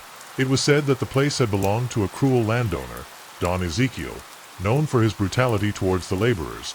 During a night of insurrection, the workers rose up in arms and took the hacienda. However, before they could capture Don Ezekiel, this disappeared along with her family. Since then, many had reported seeing shadows moving between the corridors and hearing footsteps on silent nights while Carla spoke. Javier captured images of the place with his camera. Luis, for his part, placed a recorder in the center of the courtyard and turned on a device to capture possible electromagnetic fruits. They spent some time in silence, letting the environment speak. It was then that the recorder began to emit a slight humming sound, and the device showed unusual readings. They heard it. Luis asked before they could answer. A sharp blow resounded from inside the casona. The three looked at each other and without the need for words decided to investigate with flashlights in hand. They advanced towards the front door. It opened easily, revealing a dark hall where the smell of humidity and decay permeated the air. The interior was a labyrinth of corridors and rooms full of furniture covered with worn sheets. Every step they took echoed like a distant echo, and the shadows cast by the lanterns seemed to come to life. They arrived in a large room that had once been a ballroom. A shattered chandelier hung from the ceiling, and the walls were adorned with portraits of a family watching with blank gazes. Suddenly Carla stopped in front of one of the portraits. "Look at this," she said, pointing to the picture of a robust man with a stern look. "Is Don Ezekiel." At that moment a deafening blow resounded from without. Thinking about it, they climbed a wooden staircase that creaked under his weight. When they reached the second floor, the atmosphere was even heavier. The doors of the rooms were open, revealing interiors full of dust and cobwebs. One of the rooms was closed. However, Luis pushed the door, but it did not move. Javier, frustrated, gave a loud push, managing to open it. Inside they found a desk with yellowed documents, a closed closet, and an old crib covered with a red blanket. Luis went through the papers while Carla looked at the crib. "This is strange," Luis said. "These documents are letters from Don Ezekiel. He speaks of a ritual, something related to protecting his legacy at any cost." Before they could process the information, Carla screamed. She had lifted the blanket from the crib, revealing a pile of small bones. Suddenly the closet burst open and a dark shadow emerged from him, filling the room with an unbearable cold. The tall, shapeless shadow advanced towards them as a whisper-like sound filled the air. The three of them backed away, but the door of the room slammed shut, trapping him. "Music!" This he moved quickly towards Javier, who screamed and fell to the floor in a desperate attempt. Carla recited a prayer she had learned from her grandmother while Luis looked for something in the papers that could help them. When he pronounced the last words of the prayer, the shadow stopped and began to fade, leaving behind a sepulchral silence. Finally the door opened. Without looking back, the three ran out of the room and the hacienda. Once outside, they stopped to catch their breath. Javier was pale and trembling while Luis held the papers tightly. "We have to destroy this," Luis said. "If Don Ezekiel made a pact to protect his legacy, these documents are the key." Carla nodded, and the three of them lit a makeshift fire where they burned the letters while the paper was consumed. A heartbreaking scream echoed from the hacienda, making them look back. In one of the windows on the second floor, a shadow watched them. Luis, Carla, and Javier left. "I knew that the shadows of the hacienda would continue to haunt those who dared to cross its threshold. When I read this story, I could not help but feel a chill run down my spine. The oppressive atmosphere of the hacienda and the mystery that surrounds Don Ezekiel reminded me of the legends I heard as children about haunted houses in my town. It seems fascinating how the past can cling to a place and affect those who dare to explore its secrets. In addition, the idea that the protagonists, despite their skepticism and preparation, awaken something they cannot control is a warning about the dangers of delving into the unknown. Makes me reflect on how prudent it is to look for answers in places loaded with history and tragedy. Finally, I am intrigued by the possibility of that the hacienda continues to stalk other curious people. The Shadows of the past sometimes refuse to disappear, and this story captures that essence in a chilling way. Thank you for joining me on this tour full of stories. If you liked it, leave your like and subscribe to not miss more horror stories. And remember, in the description you will find links to everything you need, our official store, the Members Club for early access and content exclusive, and much more. I am the narrator, and we will see each other very soon in the shadows. Not